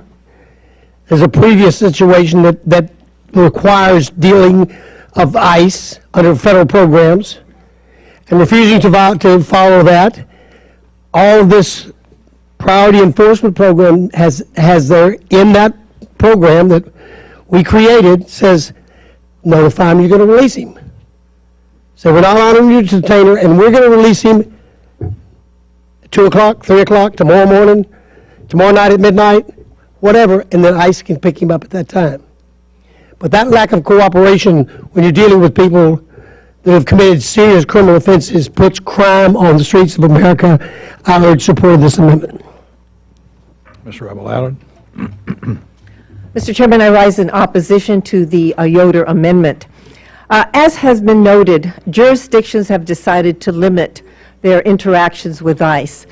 This is based on many things, such as disagreements with federal immigration policy, concerns about liability if someone is kept in custody without legal authority, or the chilling effect on local law enforcement agencies' relationship in a community if people are afraid to work with them. In an attempt to resolve the growing impasse between ICE and many jurisdictions regarding detainers, Secretary Johnson announced last November the establishment of the Priority Enforcement Program, or PEP. Instead of ICE routinely issuing detainers, PEP will normally involve ICE asking local law enforcement agencies to voluntarily notify them about when they plan to release individuals whom ICE has clearly identified as enforcement priorities. ICE will have to specifically document how an individual in custody meets one of ICE's enforcement priorities, such as a conviction for specific types of crimes, participation in criminal gang activity, or a danger to national, or being a danger to national security.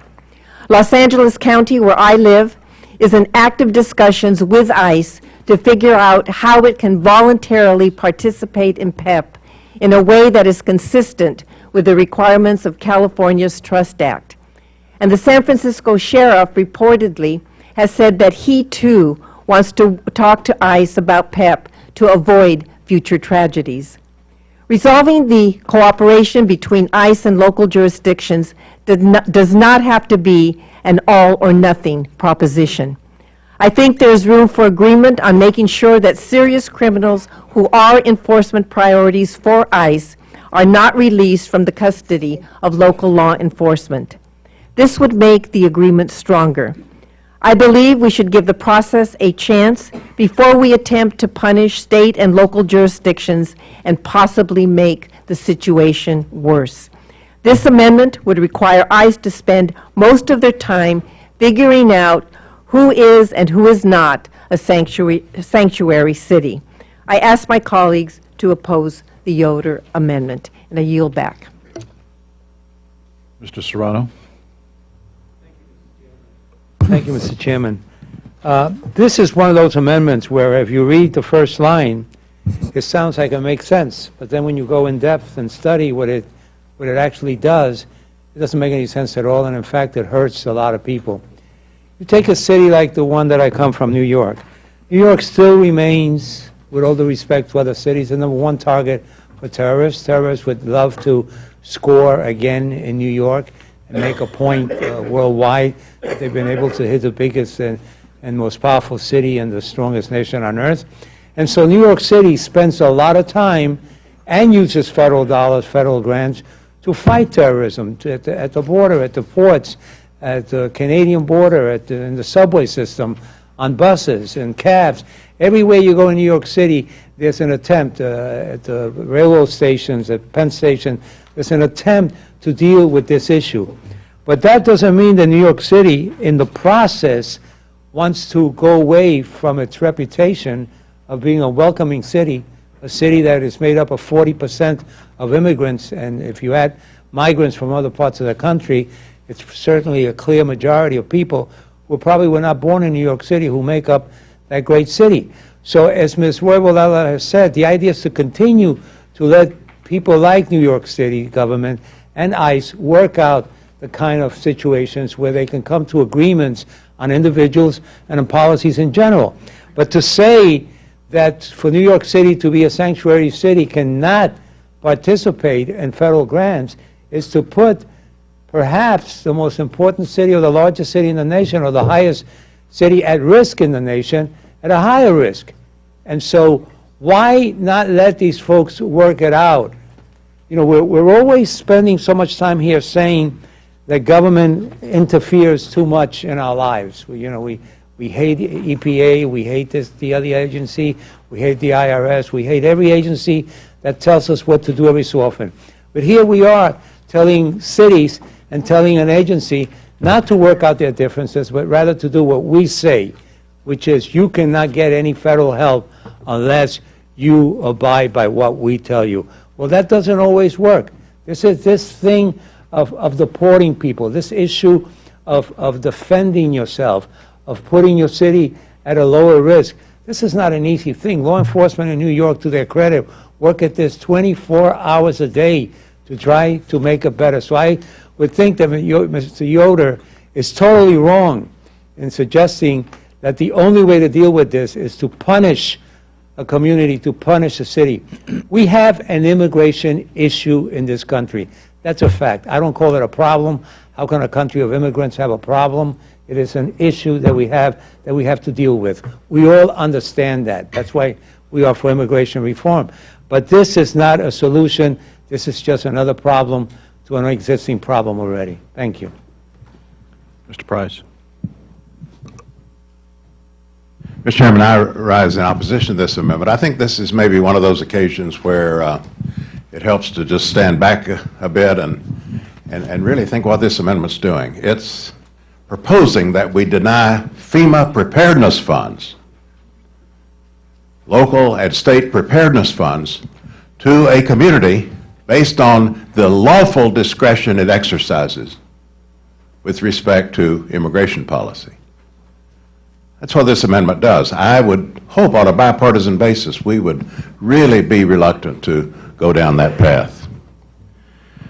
Now, a lot of this is referencing the tragic murder of Miss Steinle in San Francisco, and that was indeed an awful thing. And we need to get to the bottom of the interagency malcoordination, the foul-ups that occurred in that case.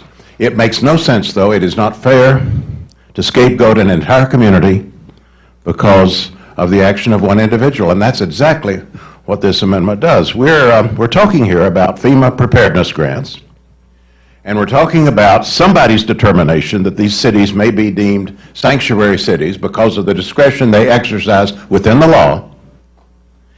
You know what that means? Virtually every UASC city, the cities that are of the highest population, who have the highest threat, we're talking New York City here, we're talking Chicago, we're talking Miami, Los Angeles, Washington, D.C., on and on. They're going to lose millions of dollars that go into preventing and preparing for terrorist attacks or natural disasters. That's very, very unwise. It's very punitive. It's unworthy of this committee. Tough luck for police officers and firefighters on the front lines. You can't be trained or equipped properly because Republicans disagree with the president and with others on immigration policy. As Ms. Roybal Allard has very ably stressed, this is also an unnecessary amendment because of the administration's new priority enforcement program, which replaces secure communities. Over many years, this subcommittee, under the leadership of both parties with different administrations, this subcommittee has been deeply involved in the attempt to get it right with respect to immigration enforcement and to prioritize dangerous criminals for deportation. Sometimes we've had to nudge the Homeland Security Department. Usually we've worked cooperatively. The Secure Communities effort has had some pretty serious problems with respect to certain communities, and I think it's appropriate that this administration has made a restart with the so-called PEP programs, where the hope is and the expectation is that the cooperation of state, local, and federal law enforcement in working with ICE is going to be established on a satisfactory basis. My judgment would be that we should let that go forward. We should encourage it in whatever ways we can. I think this amendment would risk wrecking that very promising progress. Mr. Chairman? Chairman Culberson. Very briefly, I think it's important to clarify that the adoption of this amendment to Congress and the committee is not cutting off anyone's money. It's up to the city. Mr. Yoder's exactly right. If you want federal money, follow federal law. The gentleman yield. Yes, sir. Would you agree that a city could be totally within the law and yet, under the terms of this amendment, lose their money? No, because under Mr. Yoder's amendment, the Secretary of Homeland Security has to certify whether they're in compliance with the law. So Mr. Yoder's leaving the decision in the hands of the local jurisdiction. If you want federal money, you need to follow federal law. It's common sense, a great amendment, and I urge its adoption. Mr. Honda? Thank you, Mr. Chairman. Well, I'd like to associate myself with the comments of Mr. Serrano and Mr. Price, and also say that this is a clever amendment that the author put together. First, they define sanctuary city or sanctuary, imposing a federal definition upon states and cities. Okay. And then you go further, and it says that if you are a sanctuary city or a sanctuary entity, you'll be denied federal funds. And Mr. Price sort of clarified the distinction between FEMA and what we're trying to do here. But the clever part comes in page 2, line 10, subsection D. It's perhaps a ploy for states who need more money in emergency funds to get it under this definition. And I think that that's probably the ultimate result that we can see in terms of the motivation of the author of this amendment. I yield back. Mr. Farr? Mr. Chairman, I think we ought to be very serious about this amendment. It's a very serious issue. And frankly, I would hope you'd withdraw it. And I'll tell you why. There are a lot of issues here that need to be discussed. I mean, if we were ever legislating on an appropriations bill, this is it. And your amendment does that. I mean, it says the term sanctuary city, you need to define it. And it also goes on to say that any Department of Homeland Security grant funded under the heading Federal Emergency Management Agency, state and local programs cannot get a grant. And I think Mr. Price was absolutely right. I mean, really what this is all about in this bill, Homeland Security, think about it. How do you do that? From bottoms up. I represented a community that has the murder rate capital of the world. The murder rate is going on by almost every week. A Latino is killing a Latino, gang to gang. And you know what? They're not immigrants. They're born in the United States. They're second generation Norteño and Surteño gangs. We're struggling. We're struggling to try to build trust in that community. Got language difficulties, poverty difficulties. We're hiring bilingual law enforcement officers. We're encouraging them to live and build things in those communities. And along comes this heavy-handed federal policy that says, well, if you're trying to work out these things with ICE. The mayor, the chief of police, the city council deal with these all the time. Who do you think comes up with these concepts of sanctuary city? It's the local people that elect you and me. They've created it. This is a serious issue, and as the ranking member, Lucille Roybal-Allard, said, it is complex.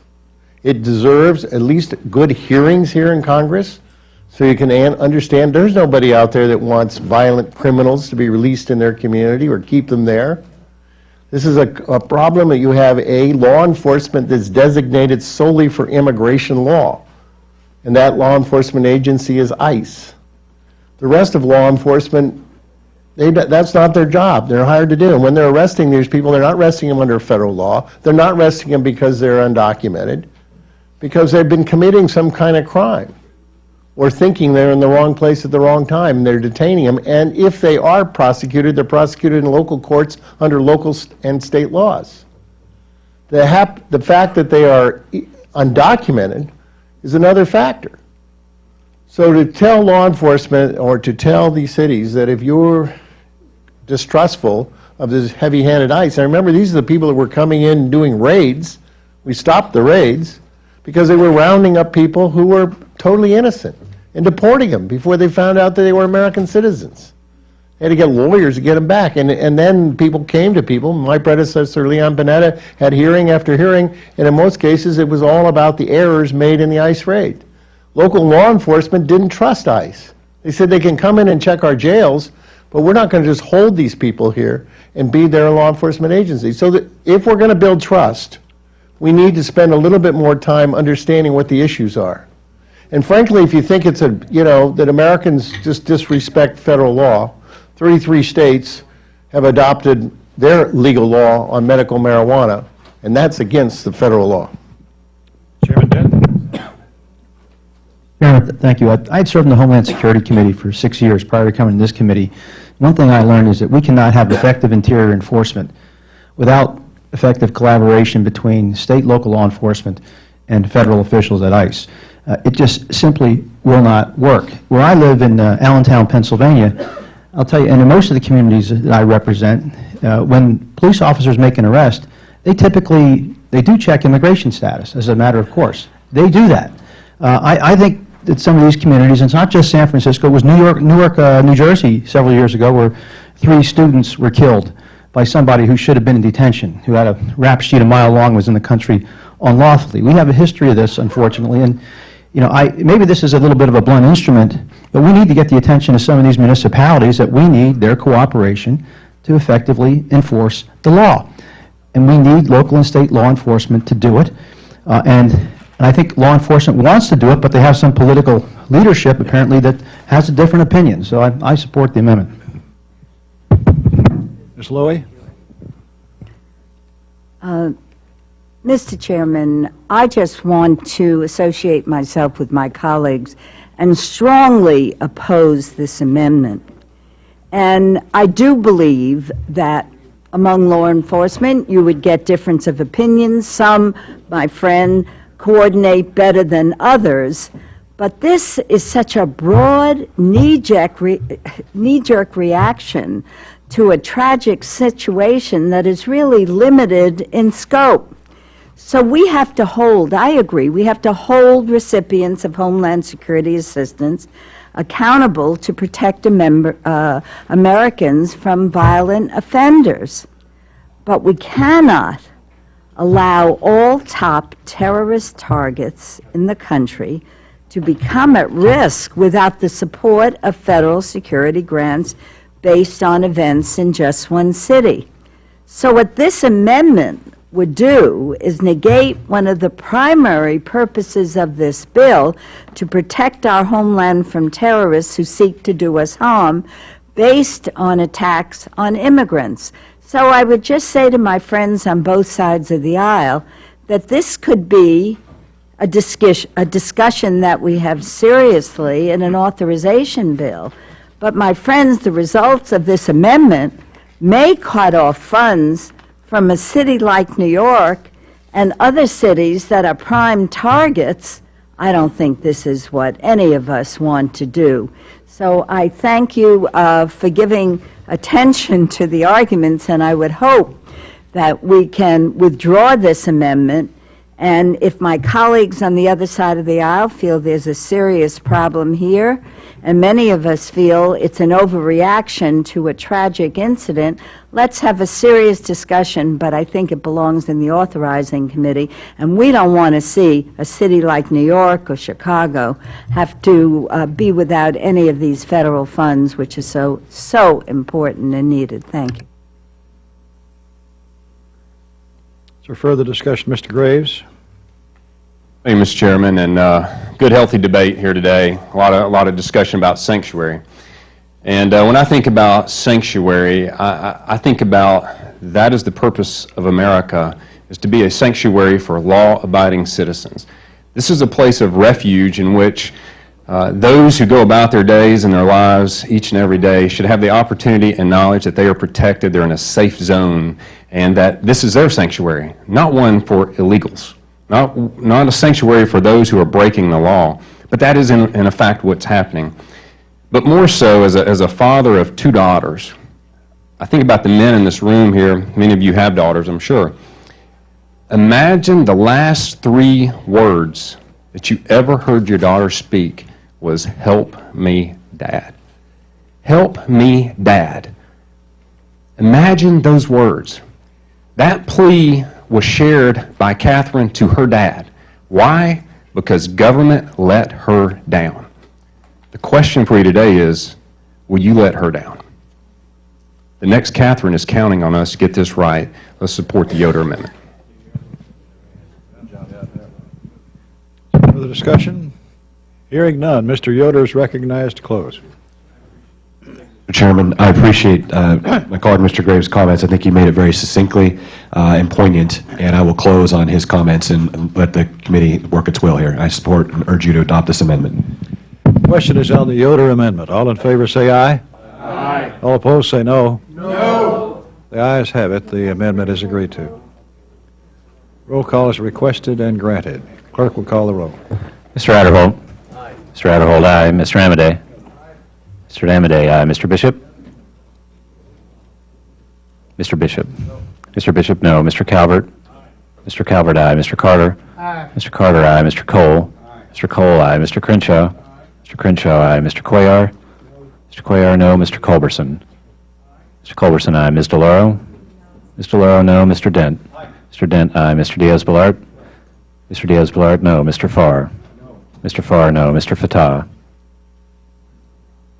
Mr. Fleischman? Aye. Mr. Fleischman, aye. Mr. Fortenberry? Yes. Mr. Fortenberry, aye. Mr. Frelinghuysen? Mr. Frelinghuysen, no. Ms. Granger? Ms. Granger, aye. Mr. Graves? Mr. Graves, aye. Dr. Harris? Dr. Harris, aye. Ms. Hura-Butler? Yes. Ms. Hura-Butler, aye. Mr. Honda? Mr. Honda, no. Mr. Israel? No. Mr. Israel, no. Mr. Jenkins? Mr. Jenkins, aye. Mr. Jolly? Mr. Jolly, aye. Mr. Joyce? Mr. Joyce, aye. Ms. Capter? No. Ms. Capter, no. Mr. Kilmer? Mr. Kilmer, no. Ms. Lee? No. Ms. Lee, no. Mrs. Lowy? No. Mrs. Lowy, no. Ms. McCollum? No. Ms. McCollum, no. Mr. Palazzo? Mr. Palazzo, aye. Ms. Pingree? No.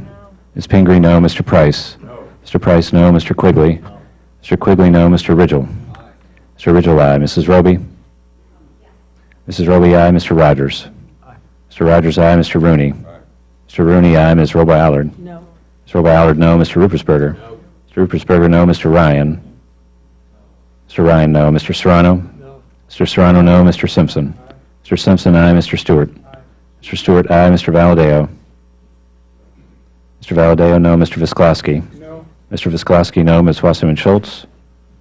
Mr. Womack? Mr. Yoder? Aye. Mr. Yoder, aye. Mr. Young? Mr. Young, aye. Mr. Frelinghuysen, no. Mr. Frelinghuysen, aye. Mr. Womack? Is not recorded. Other members who wish to vote or change their vote? Clerk will tally.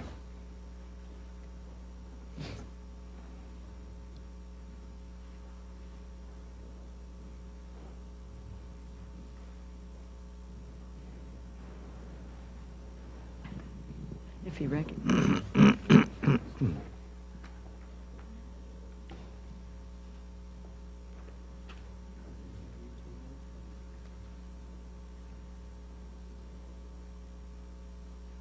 On this amendment, the yeas are 28, nays are 21. Amendment is agreed to. Mr. Laurel. Thank you, Mr. Chairman. I have an amendment at the desk, and I ask unanimous consent if the clerk dispense with the reading. Without objection. Thank you. In past years, I have offered amendments to strengthen our federal contracting rules with regard to inverted corporations. I still believe those rules should be strengthened. But let me be clear, that's not what this amendment today does. The amendment simply seeks to close loopholes in the existing law and to fulfill the clear intention of the Homeland Security Act of 2002. When we passed that bill, it was a large bipartisan majority, Democrats, Republicans, voted to prevent inverted corporations from receiving federal contracts. Since 2008, this committee has carried language on the Financial Services Appropriations Bill that has extended that prohibition on inverted corporations contracting government-wide. Unfortunately, because of the loopholes in the 2002 law, some inverted corporations are still receiving federal contracts, contrary to congressional intention. We saw an example of this just last week when Bloomberg reported that Ingersoll Rand had been cleared by the Department of Homeland Security to receive federal contracts despite being a high-profile inverted corporation. My amendment seeks to close two loopholes. First, it will prevent companies that move their address a second time from claiming that they are no longer an inverted domestic corporation. Ingersoll Rand moved to Bermuda. Then they decided to move to Ireland. And now they claim that they are no longer an inverted corporation. We should not allow companies to move twice to evade our laws or their tax responsibilities. Additionally, my amendment would make sure that companies cannot use routine changes in stock ownership to claim that they are no longer inverted. Once you invert, you are not absolved of your violation just because your stock was sold to someone else. We need to stop allowing these companies to game our system, to build their businesses, then they take advantage of our education system, our research, our development incentives, our skilled workforce, and our infrastructure, all supported by honest, hardworking U.S. taxpayers. Then they turn around and they seek to avoid U.S. taxes by abusing tax havens. These companies should not be allowed to pretend that they are American when it is time to get a federal contract and then claim to be an offshore company when the tax bill comes. We can start putting an end to this right here, right now, by supporting this amendment. It ensures that inverted corporations are not allowed to exploit loopholes in the contracting prohibition that we passed on an overwhelming bipartisan basis in 2002. I urge my colleagues to continue the bipartisan effort to curb this abusive practice. Chairman Carter. Thank you, Mr. Chairman. I rise in opposition to the amendment offered by Ms. DeLauro. While I appreciate the member's desire to create a level playing field by ensuring that all companies are paying their requisite share of taxes, I oppose this method of achieving it. This amendment impacts competition, which drives up the cost of doing business.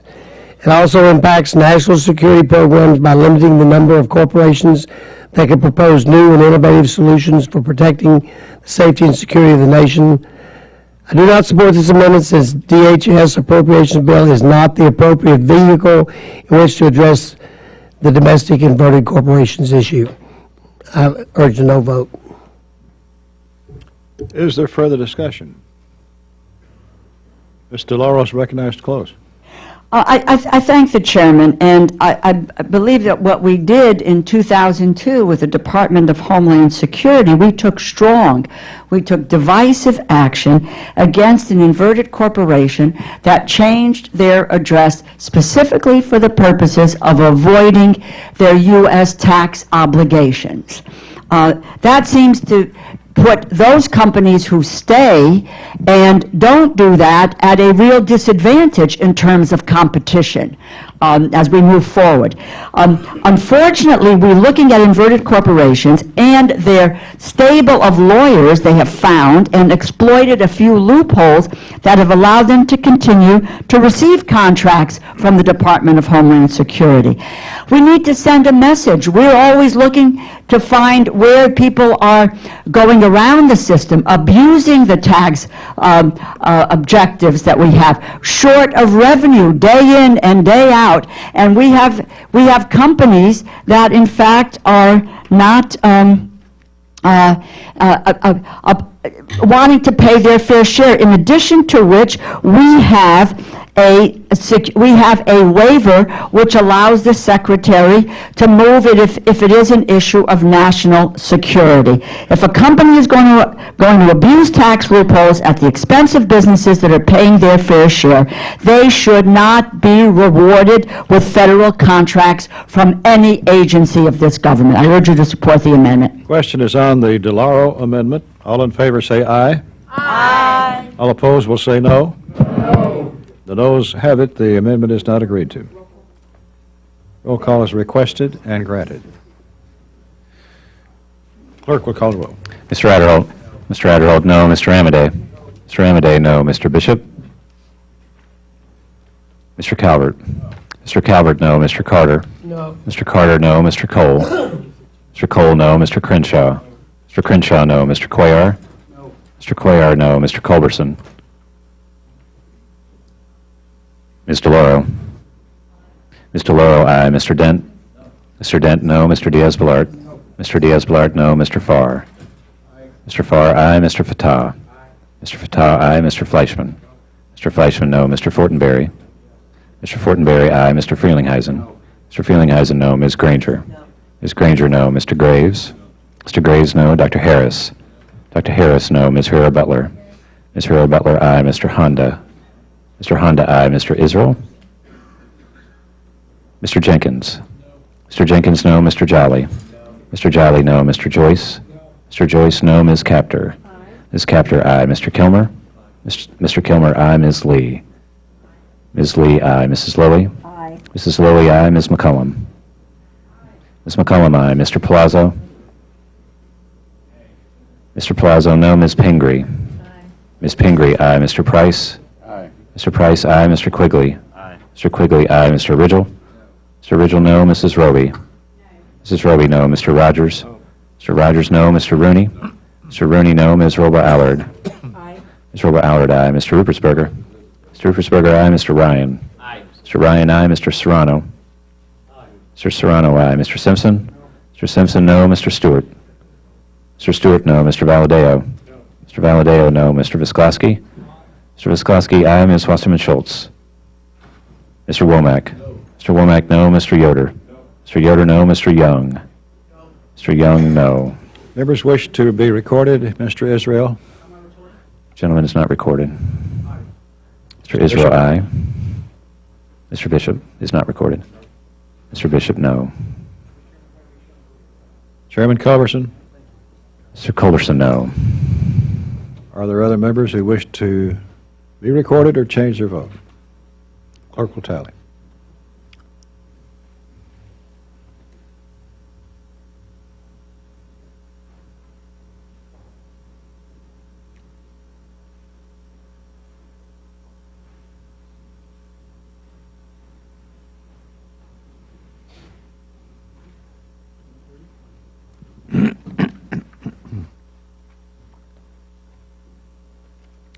On this amendment vote, the yeas are 20, the nays are 30. The amendment is not agreed to.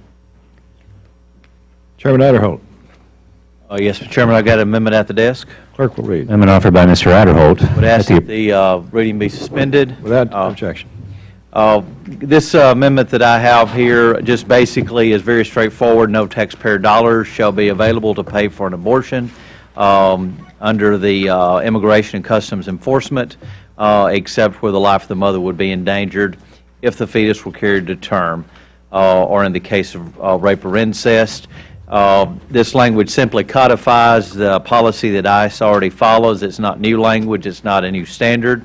It's been carried in the CJS bill for over 20 years during both Republican administrations and Democrat administrations. During both Republican and Democrat control of the House and the Senate, it has been carried, and it is consistent with current law as well as the Hyde language. It also includes the Moran language, second degree amendment from our debate several years ago to provide exceptions for rape and incest. The amendment is confined to ICE, and it mirrors both the structure and the substance of what has been carried in the CJS bill, as I mentioned earlier. I would like to thank Chairman Carter for his ongoing support for this language, and would ask that for support for this amendment. Chairman Carter? Thank you, Mr. Chairman. Mr. Chairman, I rise in support of this amendment. In a nutshell, this amendment does nothing more than codify current ICE policy, a policy ICE has followed since its creation, and that its predecessor, the Immigration and Naturalization Service, followed for years. Respectfully ask for adoption of the amendment. Thank you, Mr. Chairman. I yield back. Ms. Roybal Allard? Mr. Chairman, I rise in strong opposition to this amendment, which unnecessarily introduces controversy into our bill without need. There is already a government-wide prohibition on the use of federal funds for abortion procedures outlined in President Obama's Executive Order 13535, issued on March 24, 2010. And the requirements of this executive order are specifically formalized in Part 4.4 of ICE's 2011 detention standards.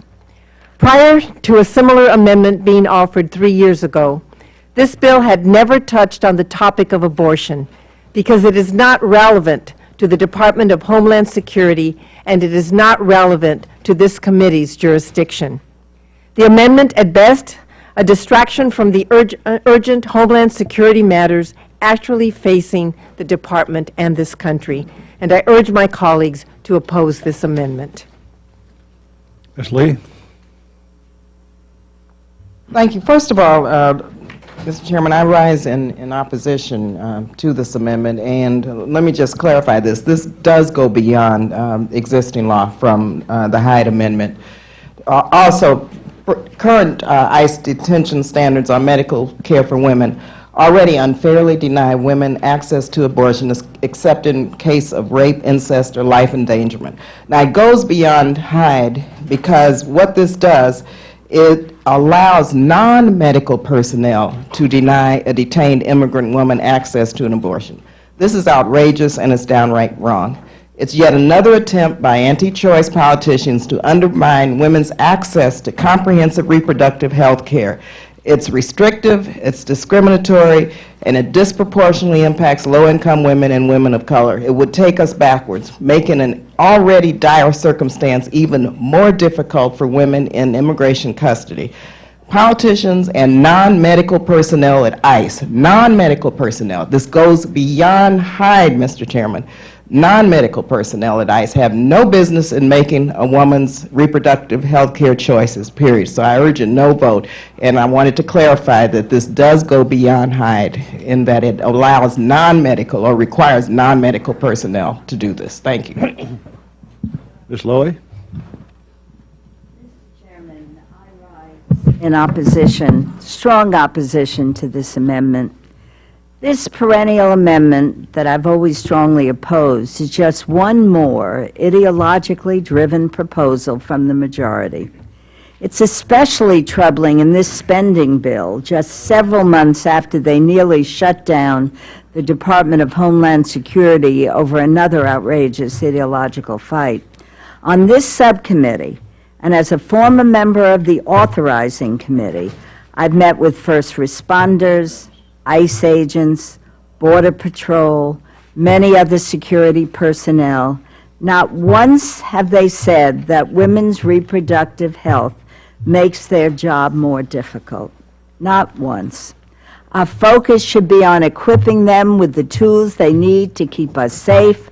Weighing down this bill with ideological riders is a detriment to all first responders and to our constituents. They expect us to provide for the needs of first responders, prevent terrorism, secure our borders, and keep our communities safe. Let's stop this. I ask my colleagues to oppose this amendment. Ms. Capter? Yes, Mr. Chair, I'd like to ask a question of Mr. Aderholt in offering this amendment. I understand that you believe that the Hyde Amendment does not apply to the Department of Homeland Security. Is that how I'm reading your amendment? Well, my understanding that what we're doing here is consistent with current law. As I mentioned earlier, it's not anything new, it's not a new standard, and that is consistent with the Hyde language. Why would this be necessary in that the Hyde Amendment applies across the board? It has just never been codified in law, but it's a standard that's always been used, and we're simply here just codifying what has always been the language and has always been the standard. And when this used to be in the CJS bill before this Appropriations Committee's subcommittees were changed around, this was always included. When the new subcommittee was set up, it was just not included in originally but the same standard is used, and there's nothing new about it. It's just codifies and goes back what was originally left out. But if we were not to support it, the Hyde Amendment would still apply across the board to the entire federal government, would it not? It would still apply, but it is, like I said, it has just but it has never been codified in the law. Thank you very much. So it would be redundant. I thank you. I thank the gentleman. Is there further discussion? Mr. Aderholt's recognized to close. Well, again, it's again, I think by the conversation has been taken here, no one would disagree with it. It's not new language, it's not new standard, and therefore it's consistent with current law, and so therefore I would ask the committee to support it. Question is on the Aderholt amendment. All in favor say aye. Aye. All opposed say no. No. The ayes seem to have it. The ayes have it. The amendment is agreed to. Roll call is requested. A sufficient number in support. The clerk will call the roll. Mr. Aderholt. Mr. Aderholt, aye. Mr. Amadei. Mr. Bishop. Mr. Bishop, no. Mr. Calvert. Mr. Calvert, aye. Mr. Carter. Mr. Carter, aye. Mr. Cole. Mr. Cole, aye. Mr. Crenshaw. Mr. Crenshaw, aye. Mr. Cuellar. Mr. Cuellar, aye. Mr. Culberson. Mr. Culberson, aye. Ms. DeLauro. Ms. DeLauro, no. Mr. Dent. Mr. Dent, aye. Mr. Diaz-Balart. Mr. Diaz-Balart, aye. Mr. Farr. Mr. Farr, no. Mr. Fatah. Mr. Fleischman. Mr. Fleischman, aye. Mr. Fortenberry. Mr. Fortenberry, aye. Mr. Frelinghuysen. Mr. Frelinghuysen, aye. Ms. Granger. Ms. Granger, aye. Mr. Graves. Mr. Graves, aye. Dr. Harris. Dr. Harris, aye. Ms. Hero Butler. Ms. Hero Butler, aye. Mr. Honda. Mr. Honda. Mr. Honda, no. Mr. Israel? No. Mr. Israel, no. Mr. Jenkins? Mr. Jenkins, aye. Mr. Jolly? Mr. Jolly, aye. Mr. Joyce? Mr. Joyce, aye. Ms. Capter? No. Ms. Capter, no. Mr. Kilmer? No. Mr. Kilmer, no. Ms. Lee? Ms. Lee, no. Mrs. Lowy? No. Mrs. Lowy, no. Ms. McCullum? Ms. McCullum, no. Mr. Palazzo? Mr. Palazzo, aye. Ms. Pingree? No. Ms. Pingree, no. Mr. Price?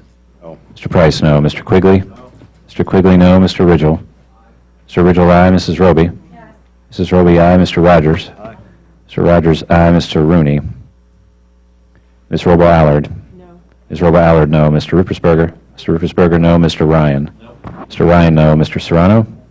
No. Mr. Serrano, no. Mr. Simpson? Mr. Simpson, aye. Mr. Stewart? Mr. Stewart, aye. Mr. Valadeo? Mr. Valadeo, aye. Mr. Viscoski? Ms. Wasserman Schultz? Mr. Womack? Mr. Womack, aye. Mr. Yoder? Mr. Yoder, aye. Mr. Young? Mr. Young, The aye. members who wish to be recorded, Mr. Viscoski? Mr. Viscoski, no. Mr. Rooney? Votes Mr. Rooney, yes. aye. Other members wish to be recorded or change their vote. Amadei. Amadei. Mr. Amadei? Votes yes. Mr. Amadei, aye. Are there others?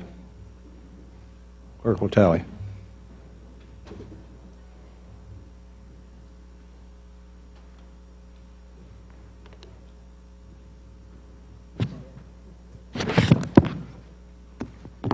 Chair notes that if all are offered, there are 3 remaining amendments.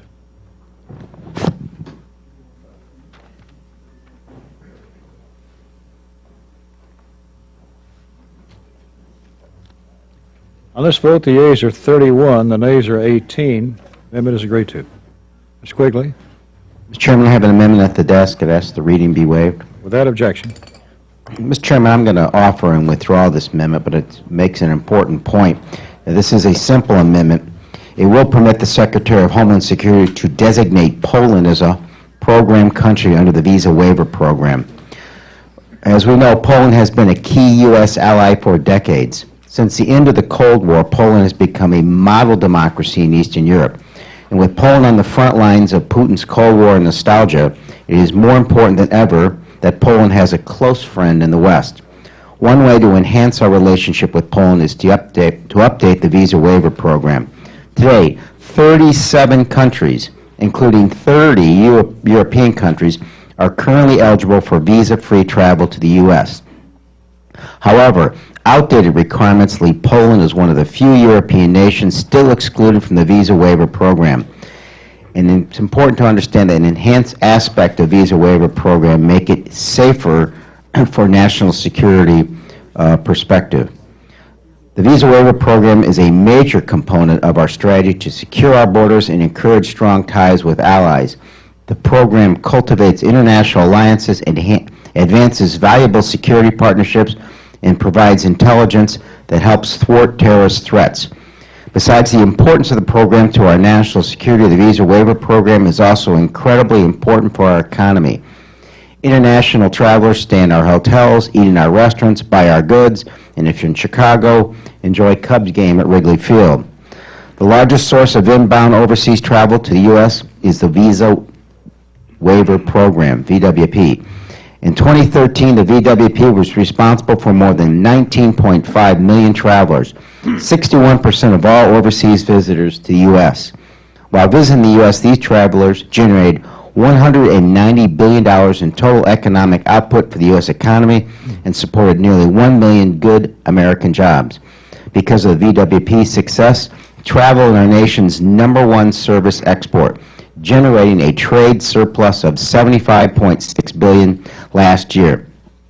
To give you an idea of how including Poland in this program would impact the U.S. economy, I'll use the Czech Republic as an example.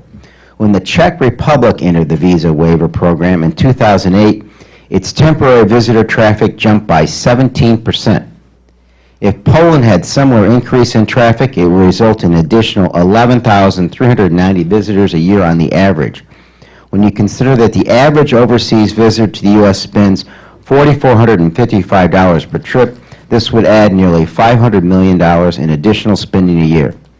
To me, this is a common-sense way to strengthen our relationship with Poland while strengthening our economy. Mr. Chairman, I traveled to Poland with Senator Kirk several years ago, and I will tell you, when you travel to Poland, the first thing almost anyone says to you, from the Cardinal of Krakow to Lech Walesa to their president to everyone else, is, why aren't we included in Visa Waiver? It is considered an insult to what they believe and is accurate, an extraordinary ally. It's a win-win situation. I urge support. Chairman Carter. Mr. Chairman, because the gentleman has agreed to withdraw his amendment, I'm not going to comment. Ms. Kaptur. Yes, Mr. Chairman and members, I'd like to rise in support of the gentleman's amendment and place on the record that Poland is the only European nation that was under the mantle of the former Soviet Union that is now a member of NATO and an independent state that is not allowed into the Visa Waiver Program. It is the greatest anomaly one could possibly imagine. Poland also is a country that has set aside now, I think it's about 4% of its overall budget to provide for defense. And believe me, that percentage is far above other European nations that are NATO members that have not paid their dues for years.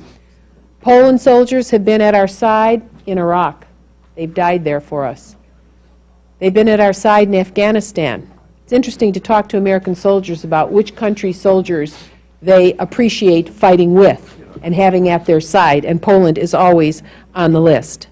Poland as a country has also chaired the European Union. Donald Tusk, a couple years ago from Poland, chaired the European Union Commission. So it's very interesting why Poland would be left out. Frankly, we wouldn't have a country without Poland's generals having stood at our side during the revolution, Kosciuszko and Pulaski. So I really hope that by speaking out today on this bill, along with Mr. Quigley, myself, and perhaps others, we can draw the attention of the department to whatever problem they are having that doesn't allow them to certify Poland under the visa waiver program. Finally, let me say, fewer than 3% of Poles who come to America stay longer than 90 days. So they even meet that threshold. So the question is, why is Poland denied the opportunity to become a nation covered under the visa waiver program?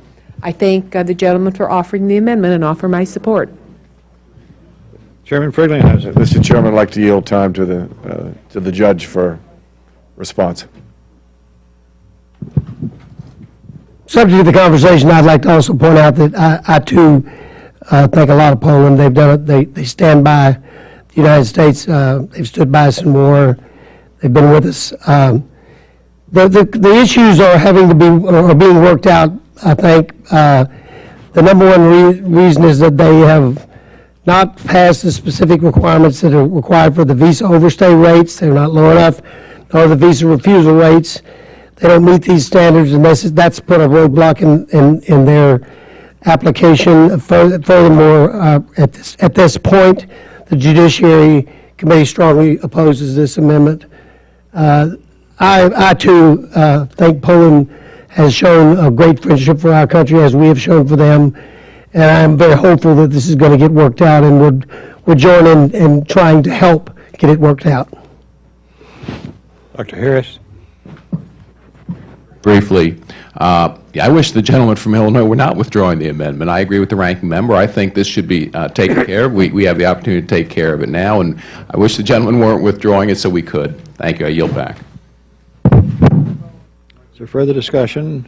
Mr. Quigley, to close. Yeah. No, a commitment is a commitment. I agree to withdraw this. They'll just remind folks on this. This is already included on the Senate side in the appropriation process. So apparently our bipartisan colleagues on the other side disagree as to the concerns here. It is also part of what was the bipartisan compromise on immigration reform out of the Senate in the last term. It is also the subject of the JOLT Act with Representative Joe Heck, which has extraordinary bipartisan support. I recognize we're not going to get this done today, but it's great to have the conversation.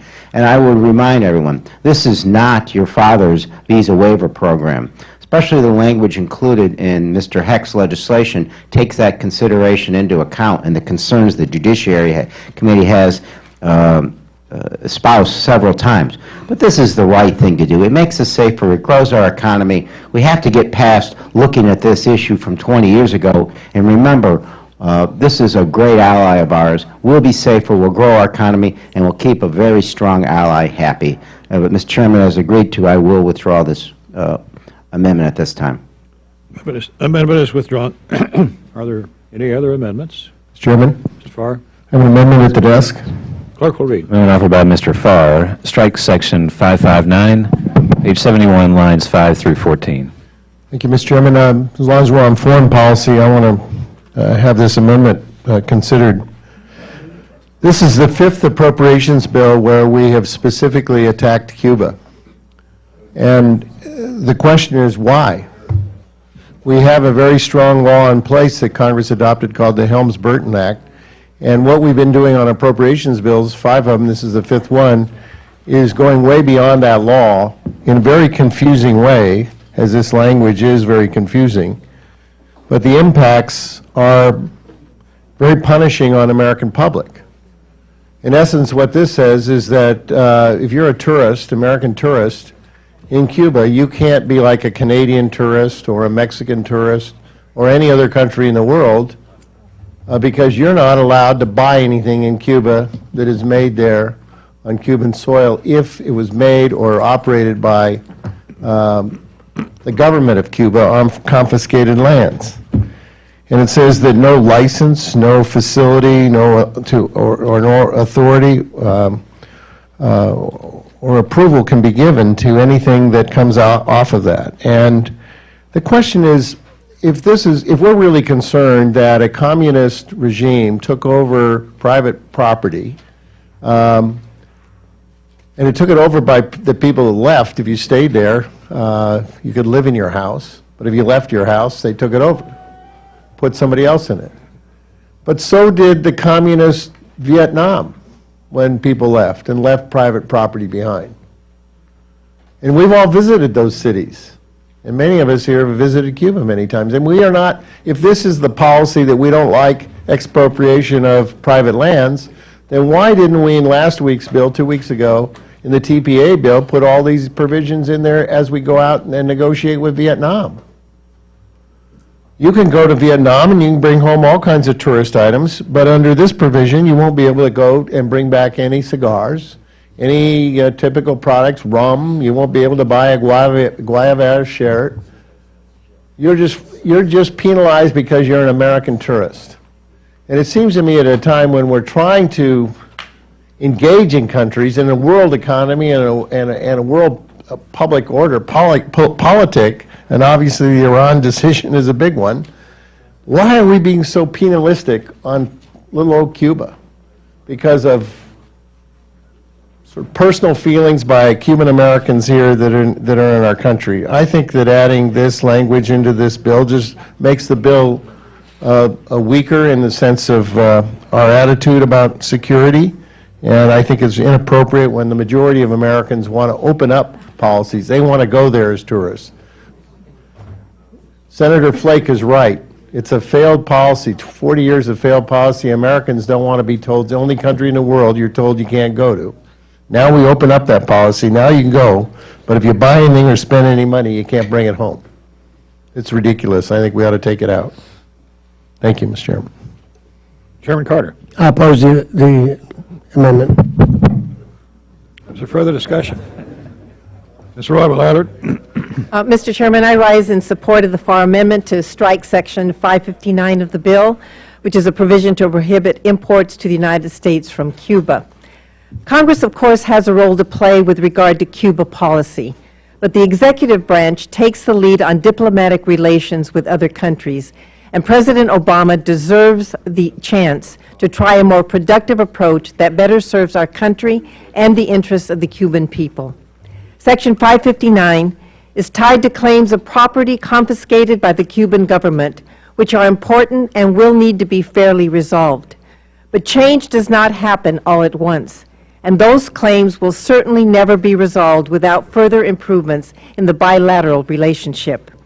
We should not prohibit individuals returning to the United States from Cuba from bringing back up to $400 worth of merchandise, as the current policy allows. In fact, the more interaction Cubans have with the United States and our economy, the more they will come to appreciate the benefits of a more open economy.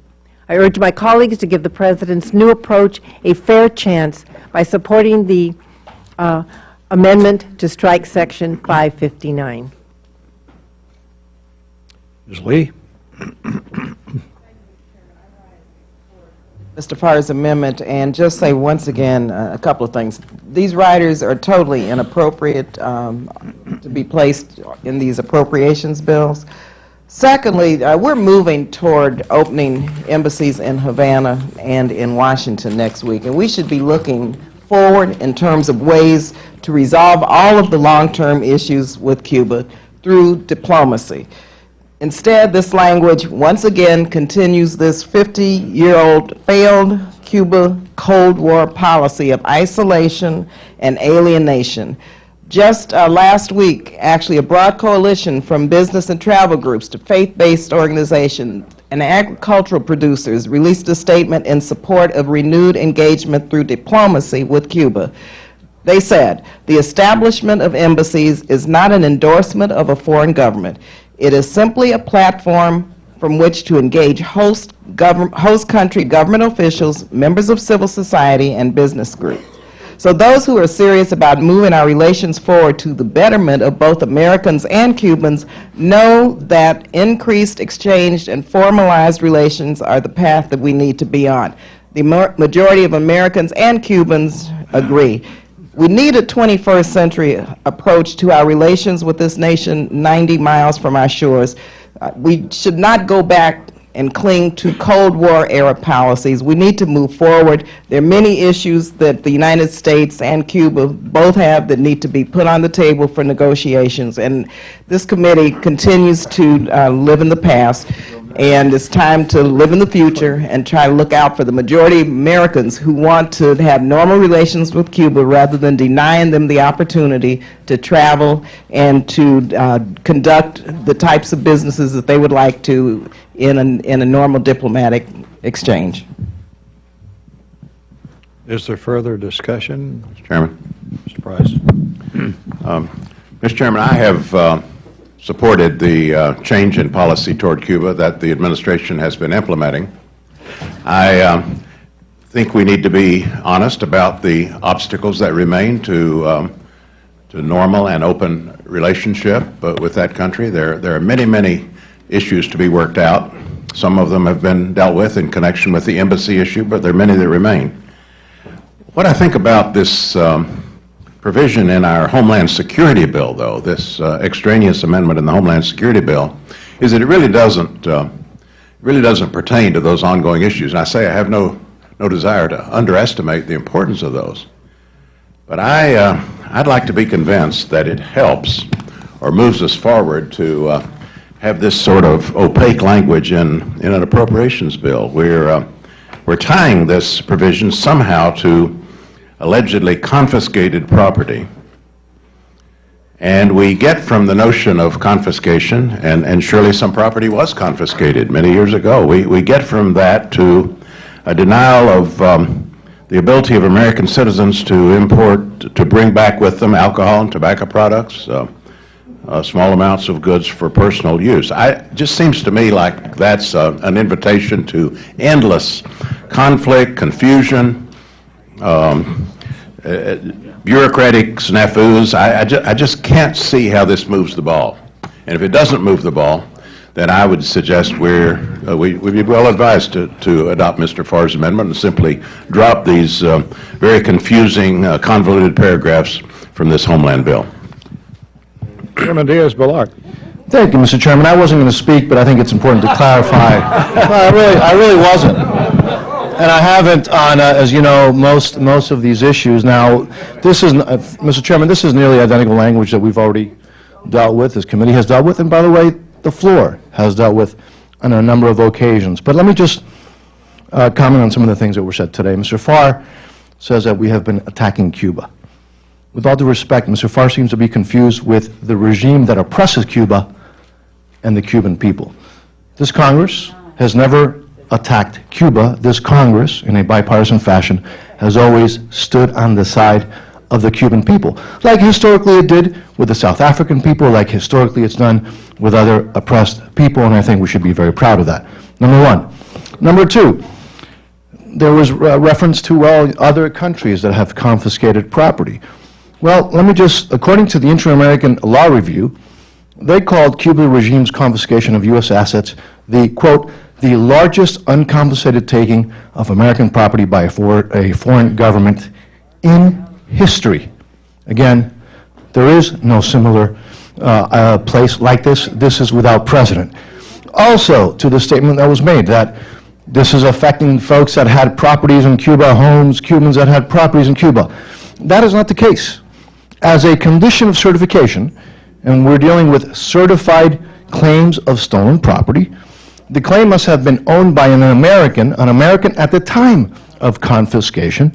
As a result, the claims do not belong primarily to Cuban Americans situated in South Florida or belonging to folks like that. And again, these were American citizens at the time when this property was stolen. And all we're dealing with here, as we have, and by the way, I want to thank the ranking member, by the way, because you did actually talk about the language. You're the only one that has, in opposition, spoken about the actual language.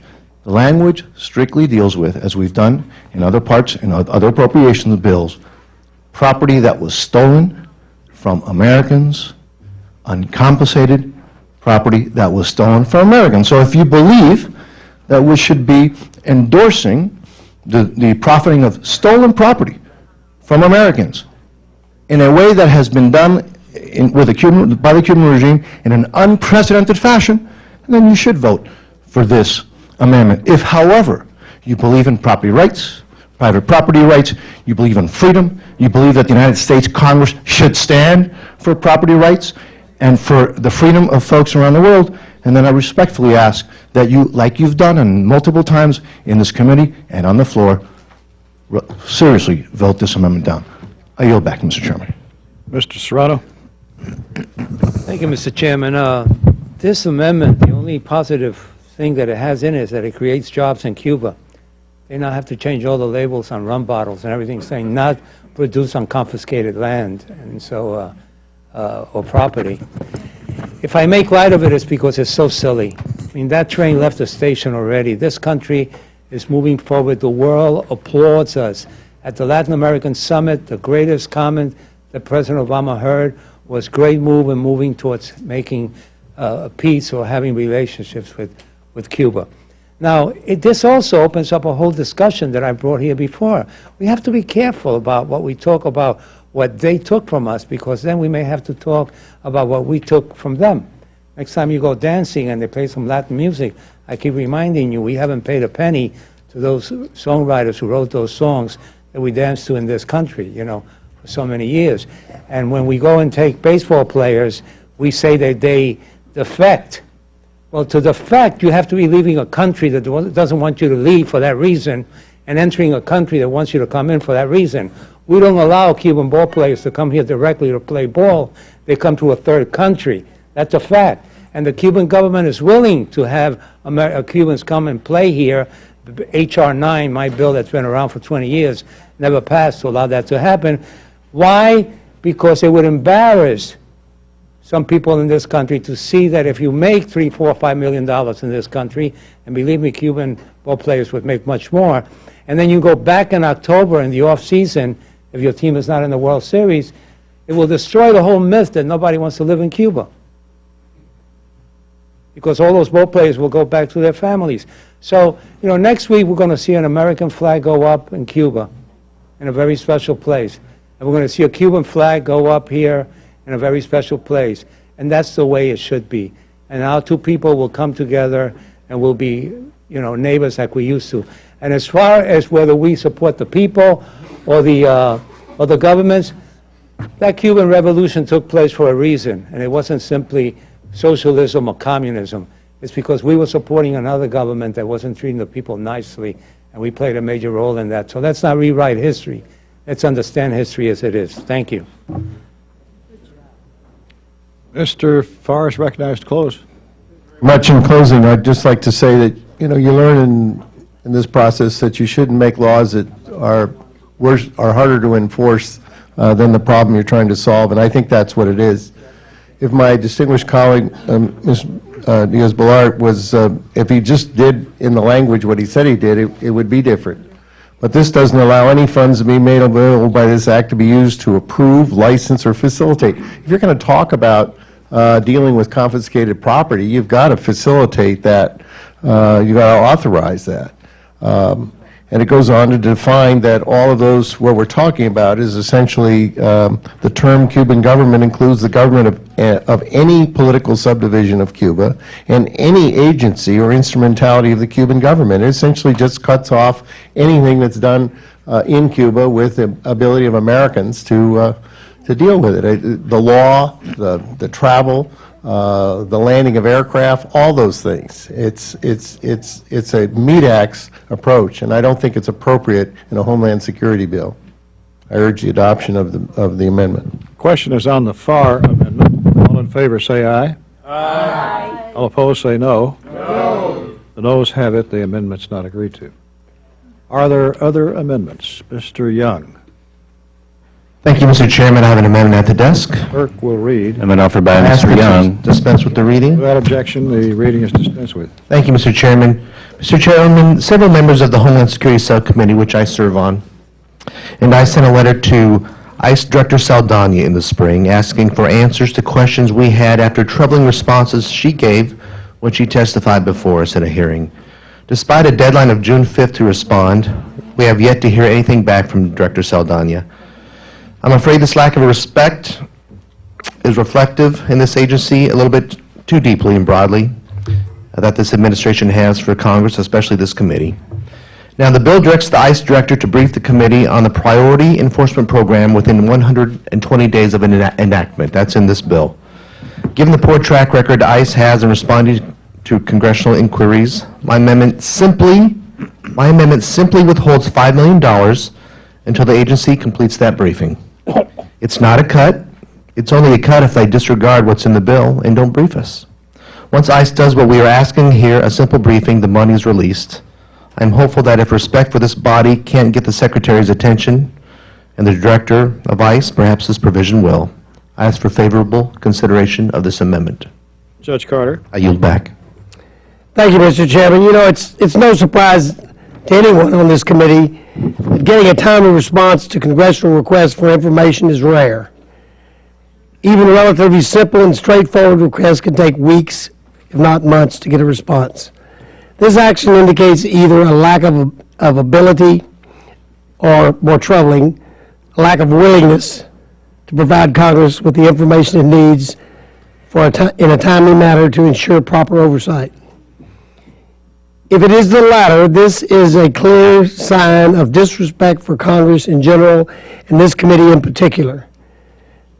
This withhold serves as an encouragement to prompt responses to the request for reports, briefings, and other information contained in the bill. And I can say from experience that response seems to be either non-existent or extremely slow. So I urge support of this amendment. Further discussion, Ms. Robel-Allard.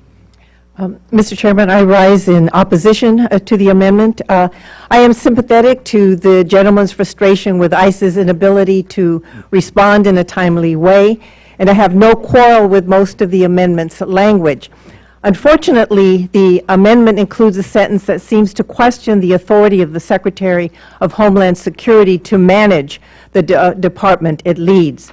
When the amendment refers to, and I quote, President's directives, I believe it is in fact referring to policies established by the Secretary of Homeland Security as a way to focus the department's limited resources on smart immigration enforcement that prioritizes resources on threats to national security and public safety.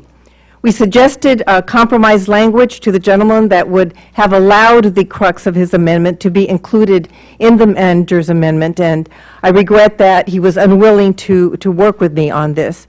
I would still be willing to try to work with the gentleman if he would consider it. Otherwise, I'm going to ask my colleagues to oppose the amendment.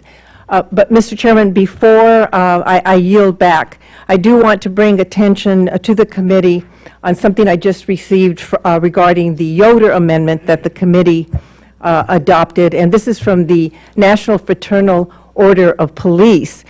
And it says, Dear Senator McConnell, Mr. Speaker, Senator Reid, and Representative Pelosi, I am writing on behalf of the members of the Fraternal Order of Police to advise you of our strong opposition to any amendment or piece of legislation that would penalize law enforcement agencies by withholding federal funding or resources from law enforcement assistant programs in an effort to coerce a policy change in so-called sanctuary cities.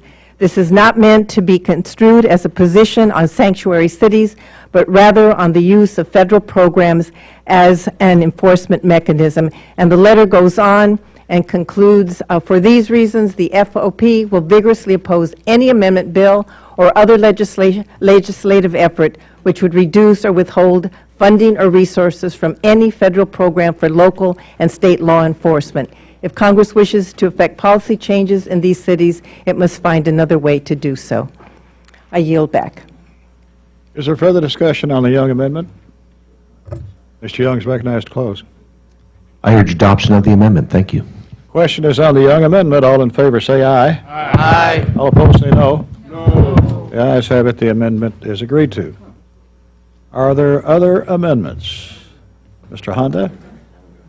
Mr. Chairman, it's not an amendment. I'd like to strike the last word. The gentleman is recognized. Thank you, Mr. Chairman. since I missed your opening general remarks, I'd like to strike the last word. And I just wanted to first commend Chairman Carter and Ranking Member Roy Ballard for their work on this critical Homeland Security bill. I am concerned by some of the provisions regarding immigration programs and some of the amendments offered by my friends across the aisle. However, I do want to focus on what brings us together as a committee rather than what divides us. Specifically, I want to thank the chairman and the ranking member for including a provision in the committee report that will begin the process of institutionalizing Department of Homeland Security's Blue Campaign.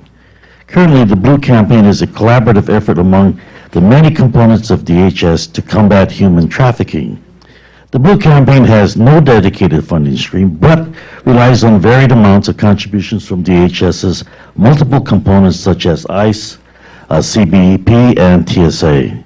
In terms of staff, individuals from each of the components may do a rotation on the Blue Campaign from 6 months to a full year. While I applaud the work of the Blue Campaign, this model is an insufficient response to the challenge of human trafficking that has become rampant throughout our nation with no indication of a decrease on the horizon. My requested language call on DHS to detail the amounts needed for Blue Campaign activities within its budget justification for FY 2017. During a time when the American public tunes Congress out with all of its partisan bickering, this committee has once again chosen to make every effort to combat this growing cancer that occurs right within our borders. Each year, thousands of women and children are trafficked in the U.S. where they are exploited in the workplace or at home.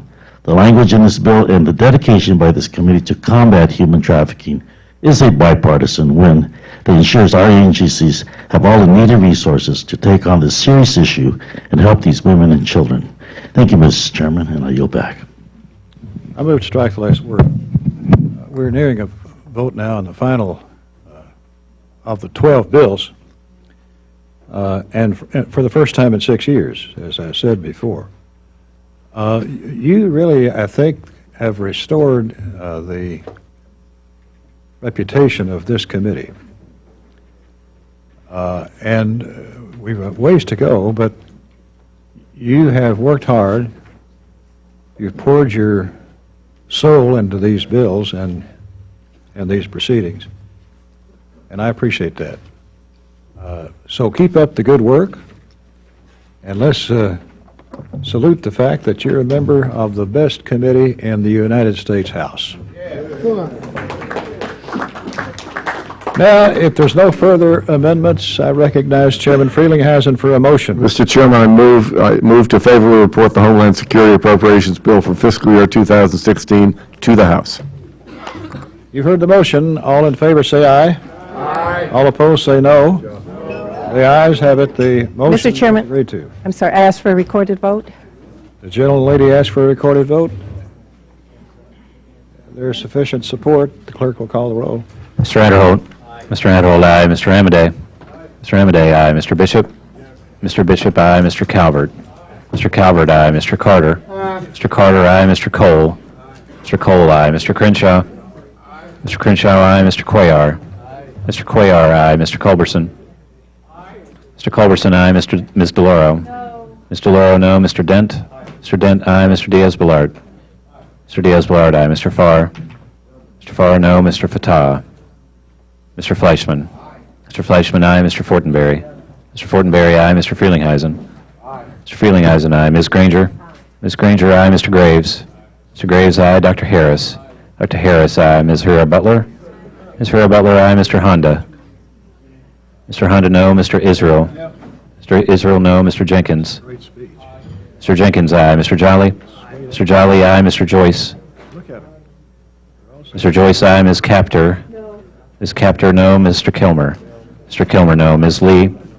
Ms. Lee, no. Mrs. Lowy. No. Mrs. Lowy, no. Ms. McCullum. Ms. McCullum, no. Mr. Palazzo. Mr. Palazzo, aye. Ms. Pingree. Ms. Pingree, no. Mr. Price. Mr. Price, no. Mr. Quigley. Mr. Quigley, no. Mr. Ridgel. Mr. Ridgel, aye. Mrs. Roby. Mrs. Roby, aye. Mr. Rogers.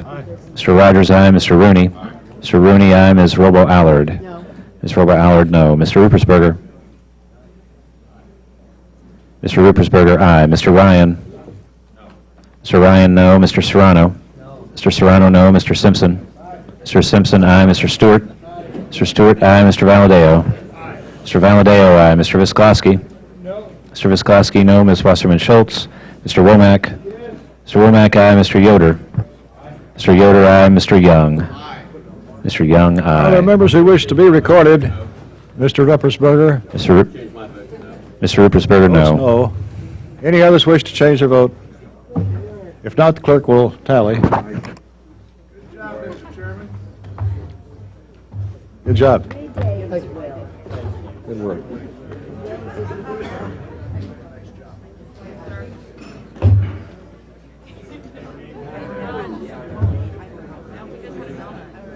Yeah, I know. I failed in that mission, and I will accomplish it.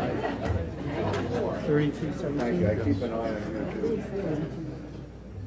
Brother Honda, always good to hear from you. On this vote, the yeas are 32, the nays are 17. The motion is agreed to. I ask unanimous consent that the staff be given the authority to make technical and conforming changes to the items approved today. Without objection, so ordered. If there's no further business, the committee stands adjourned. The minority has 3 days. To do what? File minority. Thanks, Mr. Chairman. Good work. I mean, My honor. it could be 12. Good work. Good.